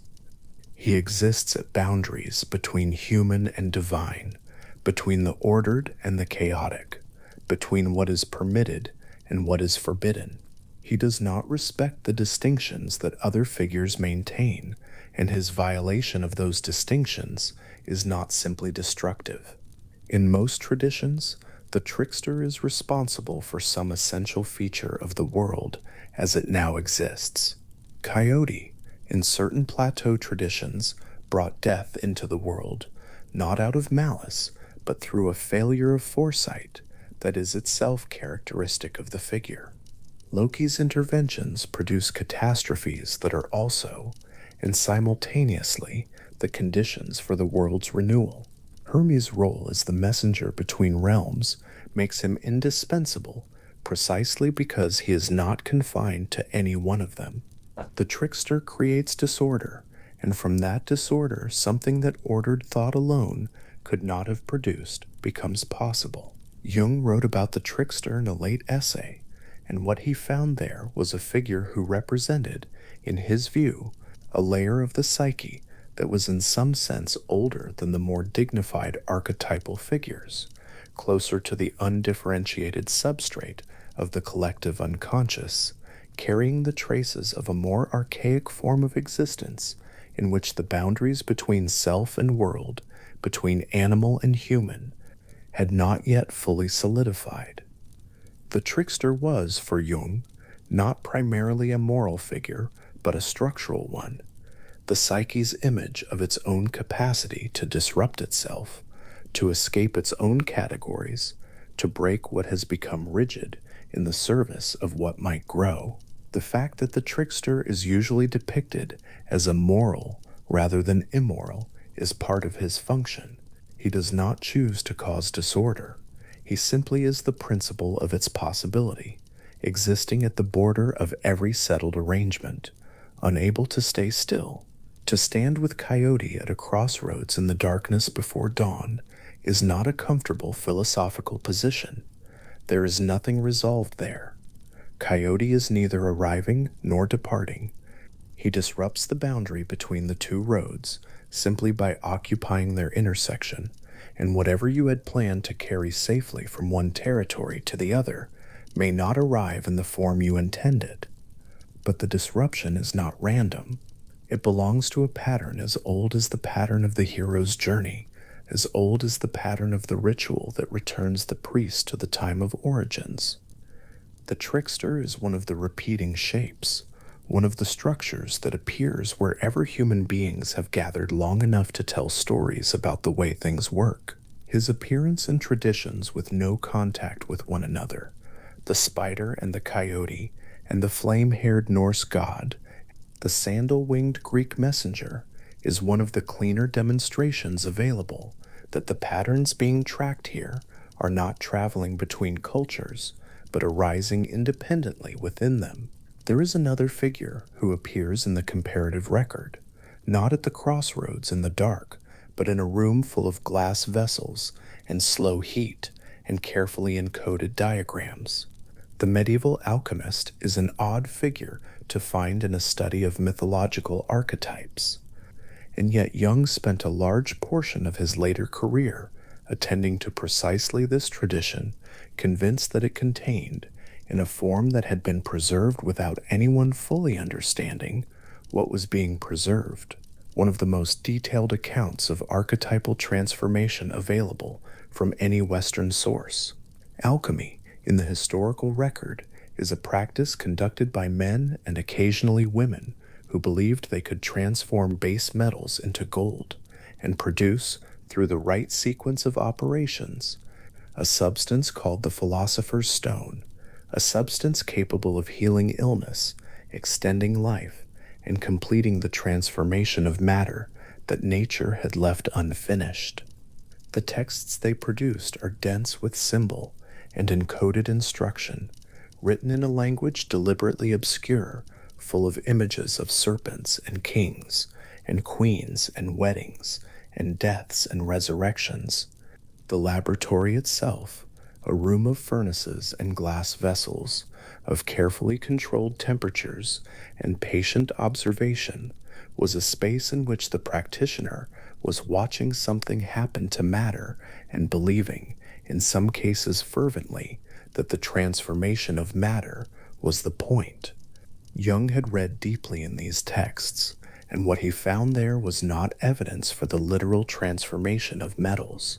He found, encoded in the symbols and the sequences, a map, the prima materia, the formless, chaotic base substance from which alchemical work began, appeared to him as an image of the unconscious in its undifferentiated state, raw, opaque, full of potential, and simultaneously full of difficulty.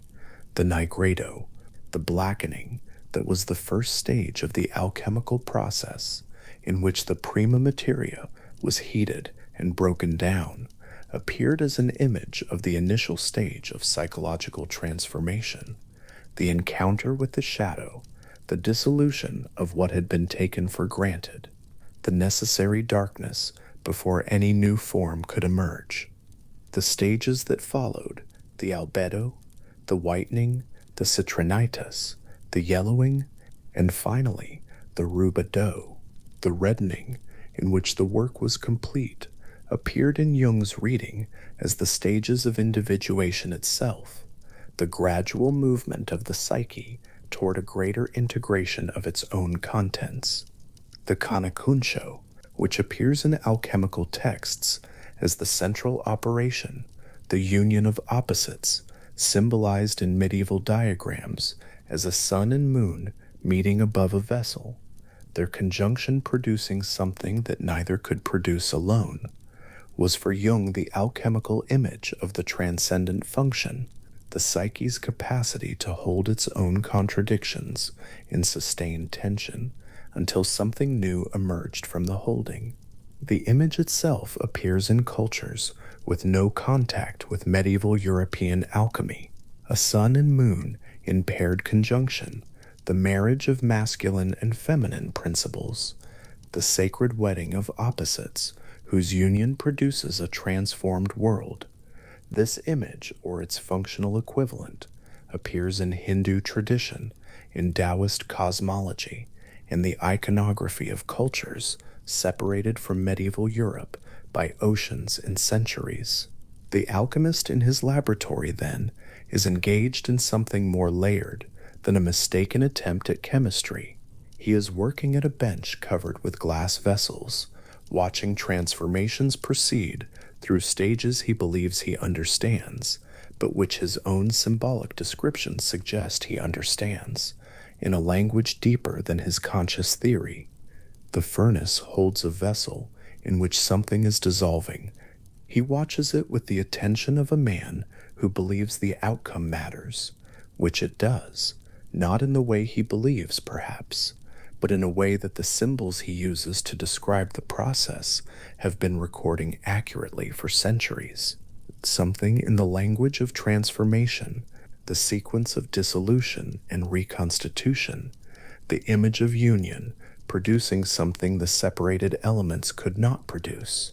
Something in all of this belongs to a pattern whose presence in the medieval laboratory and in the psyche's own symbolism is at minimum a very striking coincidence. And Jung had a great deal to say about the philosophical weight of very striking coincidences, though that belongs to a different part of this larger inquiry. What the alchemical tradition offers, beyond the specific symbols, is an example of a more general phenomenon that appears throughout the comparative study of world mythology and religious practice, the way in which a tradition can encode in its symbols and narratives and ritual forms more than its practitioners consciously know. The alchemists were not trying to map the stages of individuation, they were trying to transform lead into gold. But the symbols they used to describe what they were doing, the symbols that arose naturally in the language they invented to encode their practice, were tracking something that their conscious theory of chemistry did not account for. The same observation could be made about the storyteller who narrates the hero's crossing of the first threshold without knowing anything about the psychological interpretation of that crossing, or about the priest who repeats the gestures of the founding divine act without having read Iliad, or about the community in which the trickster stories circulate without anyone having formulated a theory of the trickster's structural function. The patterns are present in the traditions before the traditions are analyzed. The stories work before anyone explains why they work.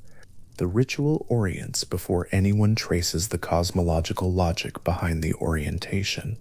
This is, in a way, the simplest and most fundamental observation in the comparative study of mythology, that the structures appear first, that they are carried by the traditions before they are articulated by the scholars, and that the scholar's task is not to create the pattern, but to notice what was already there, already operating, already doing its work in the imagination and the ritual life of the people who had never heard of each other and were telling, in their separate languages and their separate landscapes, versions of the same deep story.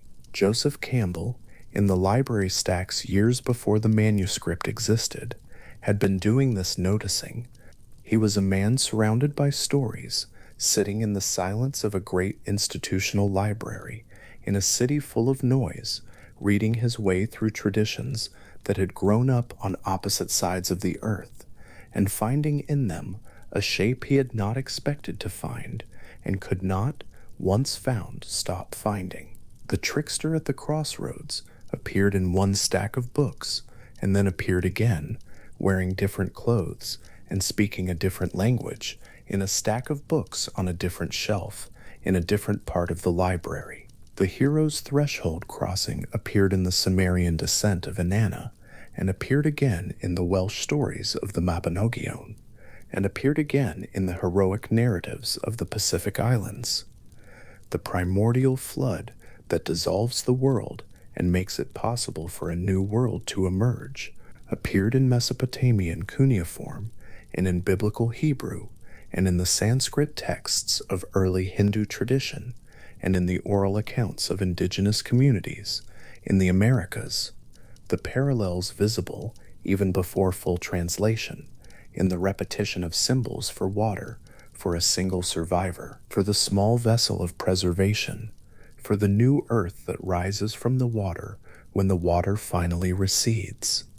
Two such flood narratives, laid side by side on a scholar's table, one pressed into clay in ancient Mesopotamia, the other transcribed from an oral tradition on a different continent, share a symbolic structure that no theory of cultural diffusion can easily account for. The water that covers everything, the figure who survives because they were prepared, the vessel that carries what must be preserved, the emergence of the new earth, the covenant or obligation that the survivor carries forward into the renewed world.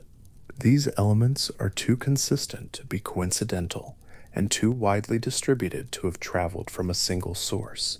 They belong in the reading that makes the most sense of the distribution to something prior to any one tradition's telling of them, a structure that the human imagination returns to when it needs to account for radical transformation, for the dissolution of the old and the emergence of the new, for the experience of surviving something that should have destroyed everything, and finding that the world on the other side of the water is still there. The flood in this symbolic reading is not primarily about water. It is about the kind of transformation that cannot happen incrementally, the kind that requires dissolution before reconstitution is possible. The prima materia that the alchemist heats in the vessel until it breaks down, the threshold the hero crosses into the realm where ordinary rules no longer apply, the darkness of the nigredo before any new color can emerge. First, these are, in their different languages and different contexts, images of the same structural event, the necessary undoing that precedes a new form, the dissolution that is not destruction but preparation. The fact that this image appears in so many traditions, in so many forms, in the alchemist's vessel, and the flood narrative, and the hero's descent into the underworld, and the ritual priest's temporary dissolution of ordinary time, suggests that it is tracking something real about how transformation works, the level where the symbolic imagination meets whatever the symbolic imagination is an image of. The scholar who notices all of this is in a particular kind of position. Campbell in the library, or Eliade at his desk in Bucharest, or later in Chicago, or Jung in his study, reading the alchemical texts with the concentrated attention he brought to everything he found compelling. Each of these figures had spent years accumulating material whose significance only became visible at a certain density of accumulation. There is a quality of attention that this kind of work requires that is different from the attention required to follow a single argument through a single text. It is the attention of someone waiting for a pattern to reveal itself, not forcing it, not imposing a shape on material that does not naturally carry it, but sitting long enough with the variety that when the consistency appears, it appears on its own terms, quietly, as something that was always there. The conjunction as an image, the sun and moon meeting above a vessel, the sacred wedding of opposites, whose union produces the philosopher's stone, the transformed substance that was the goal of the entire alchemical endeavor, appears in medieval European texts in a form so specific and so iconographically developed that it looks at first like a purely local product of a particular intellectual and spiritual tradition, and then it appears elsewhere, in a Hindu tantric text describing the union of Shiva and Shakti, in a Taoist diagram showing the balance and interpenetration of yin and yang, in the sacred marriage imagery of ancient Mesopotamian ritual, in the iconography of cultures on the far side of oceans that medieval European alchemists never crossed. The image is not traveling between these traditions. It is arising in each of them independently, in response to the same structural need, the need to represent, in visible symbolic form, the mysterious productivity of opposed principles held in relation, the way in which what cannot coexist in ordinary sequential logic can somehow, in the symbolic register, meet and produce something neither could produce alone, that the same image appears at this remove, in cultures with no contact with one another, in traditions that share none of the specific mythological figures or theological frameworks within which the image is embedded, is the kind of observation that compels a certain philosophical seriousness. It could be accounted for by the structure of human perception, by the way in which certain visual forms, circles, pairs, the opposition of light and dark, appear naturally in the experience of any human being, regardless of cultural context. It could be accounted for by the deep structure of symbolic thinking, by the way in which the opposites that matter most to a mind capable of holding both at once tend to resolve into the same formal image across traditions. It could be accounted for in the terms of the tradition that has been the focus of much of this inquiry, as evidence of something structural in the psyche itself, a form-generating ground that produces the same images when it encounters the same structural conditions, regardless of the surface language in which those images are clothed. Whatever the accounting, the image persists. The sun and moon meeting above the vessel, the king and queen whose wedding produces the transformed stone, the yin and yang whose interpenetration generates the 10,000 things. These are the same image in different languages, the same structural claim in different symbolic systems, that the most fundamental productive act is the one in which what ordinarily excludes one another is brought for a moment into relation. The alchemists spent their lifetimes trying to produce this moment in glass vessels in heated rooms, mapping the transformation in symbolic language they did not fully understand, preserving in that language a map of something that their chemistry was only the outermost vehicle for. There is something quiet in that image, the alchemist in the lamplight, watching the vessel, writing in a language he believes encodes instructions for transforming matter, unwittingly encoding instructions for transforming something else entirely. He is not wrong in his attention. He is attending to the right thing. The transformation is real. The stages are real. The dissolution and the darkening and the long patient waiting and the eventual emergence of something new. All of this is real in the vessel, and real in the psyche, and real in the hero's journey through the underworld, and real in the flood that covers the world and recedes and leaves behind a new earth. The pattern holds across all these distances, the same shape in the vessel and in the story and in the ritual and in the symbol carved into stone or painted on the wall of a cave that no alchemist ever entered. Two flood narratives rest side by side on a scholar's table, one pressed into ancient clay, one transcribed from a voice that had learned it from a voice before, the clay one from a civilization that is gone, and the oral one from a tradition that continues. The symbols are visible before the translation is finished. The water, the vessel, the single surviving figure, the new earth emerging, the obligation carried forward. Whatever is being tracked here, whether it lives in the cosmos, as Eliade believed, or in the psyche, as the analytical tradition holds, or in some deeper ground where those two ways of saying it have not yet been sorted into separate categories. Whatever is being tracked here has been present in the human imagination for as long as the human imagination has been making marks. The pattern precedes the traditions that carry it. It was here before the first story was told about it, and it will be here, quiet and structural and persistent, long after the last account of it has been written. At Bollingen, on the northern shore of the lake, there is a tower built from local stone. Jung began it in 1923, cutting and laying the blocks himself, and he continued adding to it for more than 3 decades, a new room when something in him required more space, a courtyard, a second tower, a loggia opening toward the water. The structure that resulted was not planned from the beginning. It grew the way certain inner things grow, by necessity and accumulation, each addition answering a need that had not existed until the previous room was complete.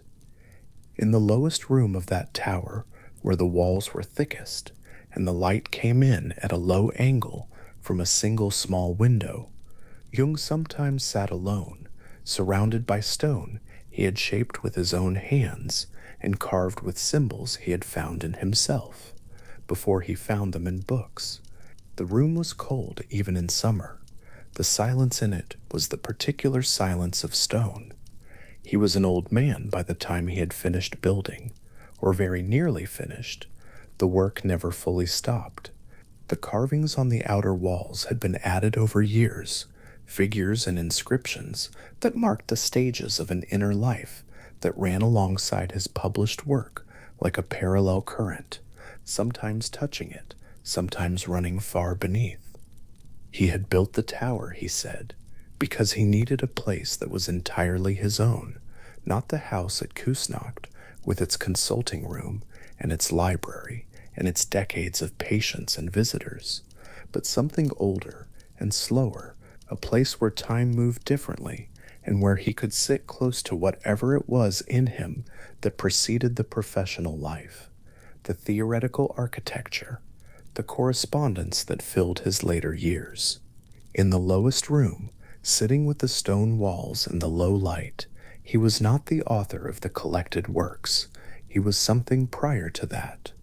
And the tower held him in that priority, the way a riverbed holds water, not directing it exactly, but giving it the shape it needs to be what it is.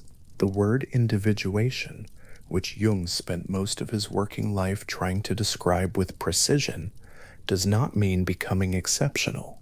He was careful about this. He came back to the distinction between individuation and individualism more than once across his writing, because the confusion between them could make the whole concept seem like an instruction to become more singular, more unusual, more definitively oneself, in the way a public role is definitively oneself. What he meant was almost the opposite. The person who is deeply individuated, in Jung's account, has not become more set apart from the rest of humanity. They have moved toward what is most universally human in themselves, having passed through what is most particular. The process moves inward through the personal to arrive at something that is no longer personal at all. The room at the bottom of the tower, the cold stone, the symbols cut by a single pair of hands, these were the outer form of an inward movement toward something shared, something that had been there before, the hands that cut the stone before the man who held the chisel. Individuation, in Jung's account, is a process that never completes. He was clear that this was not a failure of the concept. The wholeness toward which the process tends is not a state to be arrived at and maintained, some settled equilibrium in which all the contradictions of a life have been harmonized and put to rest. It is more like an orientation than a destination, a persistent pull in a direction the psyche follows, not by will, but by something more structural, the way a plant follows light without deliberating about it. Looking back at a life from sufficient distance, what sometimes becomes visible is not the straight line of a project pursued to completion, but something more like a spiral, returning to the same regions at greater depth, the same themes appearing again at 60 that appeared at 30, but with more of the self available to meet them. The encounters are different, not because the themes have changed, but because more has been brought to the meeting, more shadow acknowledged, more projection withdrawn, more of the interior landscape made conscious and therefore available. The process by which that interior landscape is made conscious is not simply the result of thinking harder or paying closer attention in a deliberate way. Jung described what he called the transcendent function, and the name is worth staying with, because transcendent here does not mean supernatural, but literally means crossing over, the function by which something moves from one side to the other. When the conscious attitude and an unconscious content stand in genuine tension, not resolved by suppressing one, not escaped by distraction, something can arise from the held suspension that belongs to neither and partakes of both. Jung called this a living symbol. It is not a product of deliberate reasoning. It arrives the way sleep arrives, not by effort, but by the release of a particular kind of effort, the effort to control the outcome. What makes the symbol living rather than merely decorative is that it carries energy. It moves something in the psyche, rather than merely representing something to the mind. The way a map represents territory, it does not embody. The living symbol does not point toward transformation. It is transformation held in an image. He had an example he returned to, or rather he had a method he returned to, which was to sit with the image from a dream or a fantasy and let it develop, not analyze it immediately, not reach for the interpretation, but hold it in attention the way one might hold something in the hands without yet deciding what it is. He called this active imagination, and it required a particular quality of waiting that is rarer than it sounds. The temptation is always to resolve the image, to assign it a meaning, and move on, because the tension of not knowing is uncomfortable, and the mind offers interpretations readily, like a host who fills every silence. What Jung found was that the premature interpretation closed something that had not yet opened. The image given time could deepen. It could become something that was not there in the first version. From that deeper version, sometimes a third thing arose that had not been present in either the original image or the conscious mind that attended to it, something that stood in relation to both without being reducible to either, the way a new tone stands in relation to the two frequencies that produce it without being simply one or the other, or their average. There is a layer of the psyche that Jung came to think of as existing below the collective unconscious, or at its deepest reach, where the vocabulary of purely psychological description begins to fail. He introduced the term psychoid to name this layer, a word that means psyche-like without being entirely psychic. In the essay on the nature of the psyche, written in his later years, he described this stratum as a place where the distinction between what is mental and what is physical has not yet been established, where matter and mind have not yet differentiated from a common ground that precedes both. The notion is not mystical in the dismissive sense. He was trying to solve a real problem, which was that the archetypes at their deepest level seem to express themselves simultaneously in psychological and in physical events, and no model that treated psyche and matter as simply separate could account for this. The psychoid layer is the place where the boundary that the modern world takes is given, the boundary between inside and outside, between what happens in a mind and what happens in the world, has not yet been drawn. Wolfgang Pauli had been thinking, from the other side of the same boundary, about the behavior of particles in quantum mechanics, and the strange way that observation appeared to participate in determining what was observed. Pauli and Jung corresponded for years, two men in different cities, one working with patients and symbols, the other working with mathematical formulas and the behavior of subatomic matter, both arriving at the edge of a question neither field alone could answer. Their letters have the quality of a conversation conducted in different languages that nonetheless manages to convey something real across the gap, the way certain musical instruments built for entirely different purposes can be played together in a key they share. What they were circling across their respective disciplines was the question of whether the division between observer and observed, between psyche and world, was as absolute as the modern age had assumed, or whether, at some level, deeper than either psychology or physics had yet mapped, there was a ground in which both were expressions of something that had no name in either vocabulary. The concept Jung published in 1952, the concept he called synchronicity, belongs to this edge, a meaningful coincidence, an event in the outer world that corresponds to an inner state in a way that cannot be explained by causal connection, is not simply a curiosity or a projection of pattern onto randomness.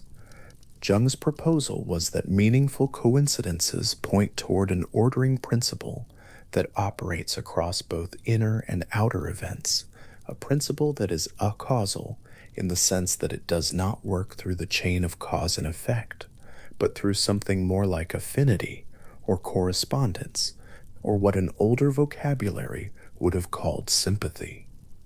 He was careful not to claim too much. He did not present synchronicity as a supernatural mechanism. He presented it as a category of experience that his existing theoretical framework was not adequate to explain, and which pointed toward the need for a broader ontology, a broader account of what kind of thing reality is than either classical psychology or classical physics had provided. The question remained open. It is still open. He did not close it, and closing it was not what he was after. He was after a better map of where the edge was, so that what lay beyond it could at least be named as beyond. What lies beyond it is not emptiness. The contemplative traditions have been describing something for a very long time, each in its own vocabulary, each reaching from within its own historical and cultural ground toward a similar horizon. Jung spent decades in the literature of these traditions, not as a comparativist collecting parallels, but as a psychologist trying to understand what the recurrence of certain structures in such different contexts meant about the structure of the psyche itself. The Buddhist concept of Tathagatagarbha, the Buddha nature present in all sentient beings, the luminous ground that persists beneath and through all the surface activity of the conditioned mind, carries a structural resemblance to what Jung meant by the self that is not coincidental and is not merely a matter of surface imagery. Both are pointing at something that is not the ego's project, not the willed outcome of deliberate self-improvement, but a ground that precedes effort and continues beneath it, something that the practice or the analysis can reveal but did not create. The Taoist understanding of the relationship between yin and yang is similarly not reducible to the observation that opposites exist and sometimes balance.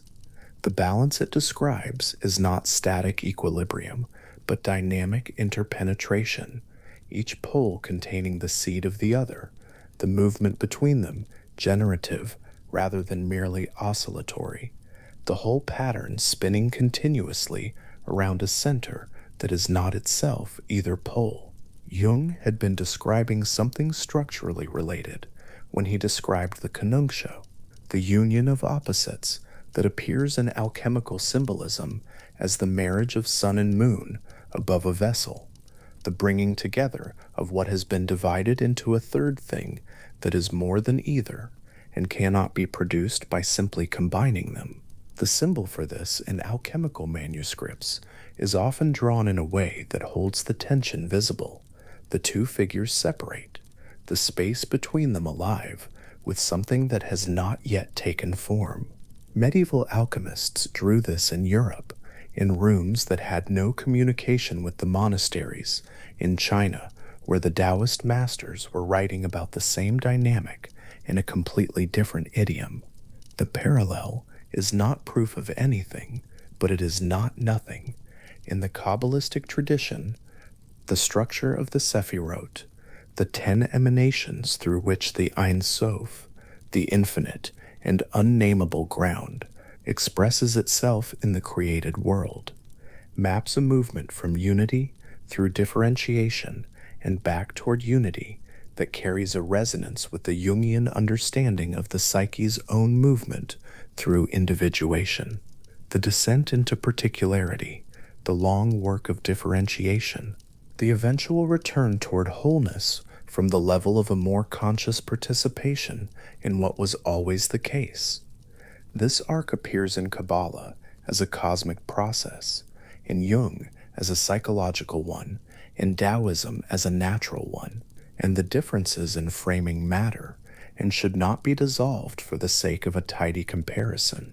Each tradition holds its own specific weight, its own texture, its own history of practice and difficulty and insight, but the recurrence of the same structural arc across traditions with no historical contact at the points where the structure first appears is one of the things Jung found most worth attending to, not because it proves the existence of a universal spiritual truth available to anyone willing to look broadly enough, but because it suggests that the psyche, in its deepest movements, keeps finding the same shape, and the shape it keeps finding is not arbitrary.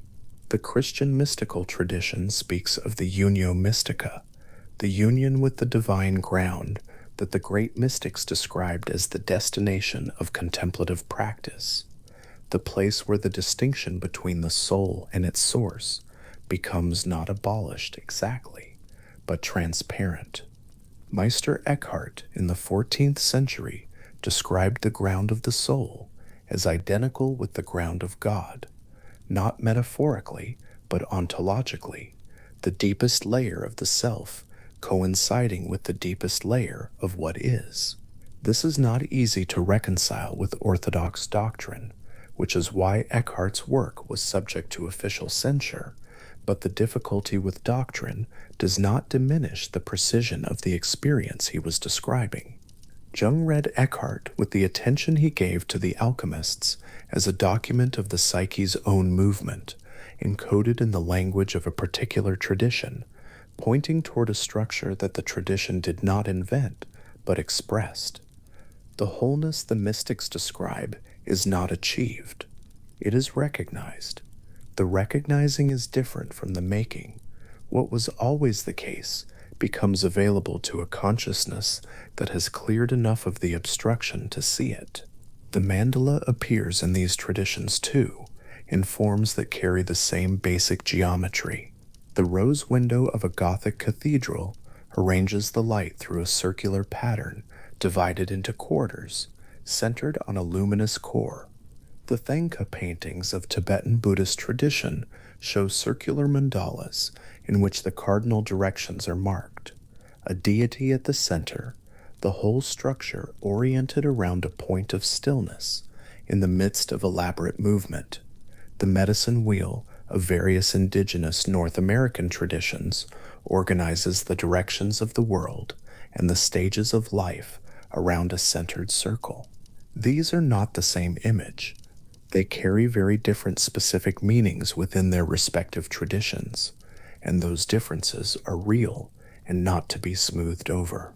But the structural kinship is there, and it is the structural kinship that interested Jung, not the specific content of any one tradition's mandala, but the recurrence of the same organizing principle, the circle centered on a luminous point, appearing in the drawings of his patients who had never encountered Tibetan Buddhism, in the notebooks he kept during the years of his own inner confrontation, in the symbolic art of cultures separated by thousands of miles and centuries.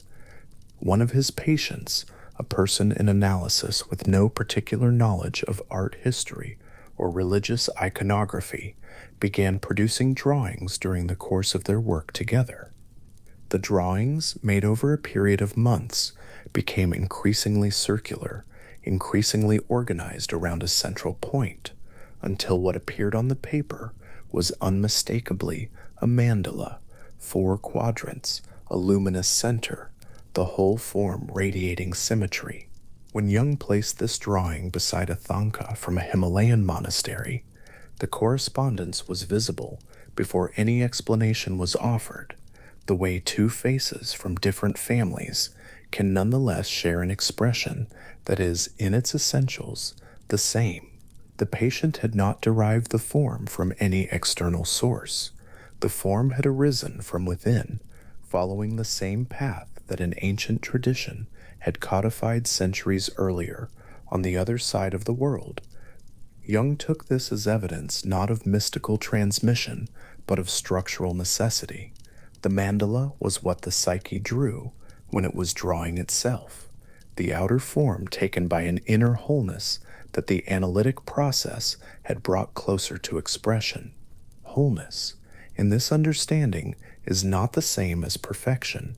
It includes everything, the dark quadrant and the bright one, the differentiated complexity of the outer rings and the stillness of the center, the movement and the point that does not move. A life that has moved through individuation does not become a life without shadow, without difficulty, without the ordinary weight of being a person in a world that offers no guarantees.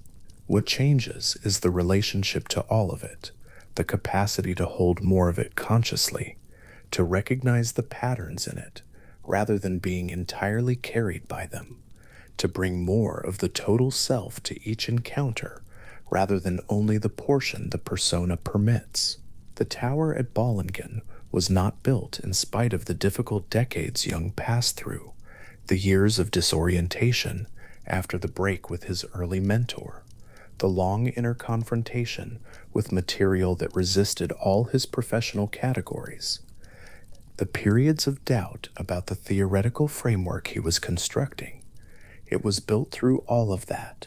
From it, the stone walls shaped by the same hands that wrote the Red Book in the years when the writing was the only available form for what could not yet be understood. The Red Book itself, which Jung spent years on and did not publish in his lifetime, is a record of exactly the kind of encounter he later described, theoretically, the ego meeting the figures of the unconscious in direct, extended dialogue, the imaginal realm treated not as the production of a disordered mind, but as a genuine interior country with its own inhabitants and its own logic. He spoke with figures in that country who told him things he did not already know. He was disturbed by some of them and instructed by others. The theoretical architecture of analytical psychology grew partly from the necessity of making sense of what had occurred in those pages, of finding a framework large enough to hold an experience that the existing frameworks were not equipped to contain. The framework, when it arrived, did not exhaust the experience. The experience remained larger. This is perhaps why he kept returning to the alchemy texts, to the Eastern traditions, to the material his patients brought, not to add more information to a complete theoretical system, but because the system was always one size smaller than what it was trying to hold. There is a word in German, Weltanschauung, that translates awkwardly as worldview, but means something more specific: the entire orientation of a person toward the totality of experience, the background structure of assumptions and values from which all particular perceptions and judgments arise. Jung was interested in what produced a Weltanschauung, not what particular content it contained, but how the psyche came to be organized in a particular way at all. His answer, worked out over decades, was that the Weltanschauung of any individual rests on a substrate that is not individual, that the organizing principles through which any person encounters the world are not constructed from personal experience alone, but received from a deeper layer, the layer he called the collective unconscious, itself structured by the archetypes. The archetypes do not determine what any particular person thinks or believes. They determine the forms in which thinking and believing tend to organize themselves, the structural possibilities within which all the individual variety of human experience occurs. This is a difficult idea to hold clearly because it operates at a level of generality that is not ordinarily the level at which experience is considered. When a person falls in love, they are not ordinarily thinking about the anima archetype. When they struggle with a role they have outgrown, they are not ordinarily analyzing the persona. When they encounter wisdom in an older figure, they are not ordinarily noting the activation of the wise old man. The archetypal layer is infrastructure. It determines the form of the encounter before the encounter begins, the way the grammar of a language determines what can be expressed in it before any particular sentence is formed. The sentence is specific, personal, unrepeatable. The grammar is shared, old, and prior to any sentence that has ever been spoken in it. Jung at Bollingen, in the lowest room of the tower he built himself, sitting in the cold and the low light, among the symbols he had cut from stone, he was not at that moment analyzing the infrastructure. He was inside it. He had spent decades learning its structure well enough to recognize it, but the recognition had not separated him from it. It had, if anything, brought him more fully into it, the way learning the grammar of a language deeply enough finally allows one to stop thinking about grammar at all and simply speak. The symbols on the walls were not decorations. They were the psyche's own language, carved into material that would outlast the carver, saying something that could not be said more plainly, because plainness was not available at that depth. The depth to which individuation points is not a depth of isolation. Jung was precise about this in a way that is sometimes lost when the concept is handled loosely. The movement inward through the layers of the personal unconscious, and then through the collective unconscious, brings the individual into closer contact, not further contact, with the whole of humanity. Because the deeper one goes, the more one finds, not the idiosyncratic individual, but the shared structure, the layer of the psyche that belongs equally to everyone. The man in the cold stone room was not more alone than he had been before he built the tower. He was less alone in the specific sense that what he was in contact with in the silence of that room was something that had been in every human being who had ever lived, the same patterns, the same forms, the same structural possibilities for encounter and recognition and transformation. The tower was built of local stone in one specific place by one specific man. What it housed was not local, was not specific, and belonged to no one in particular. The archetypes are, in the end, a way of saying that the human psyche is not arbitrary.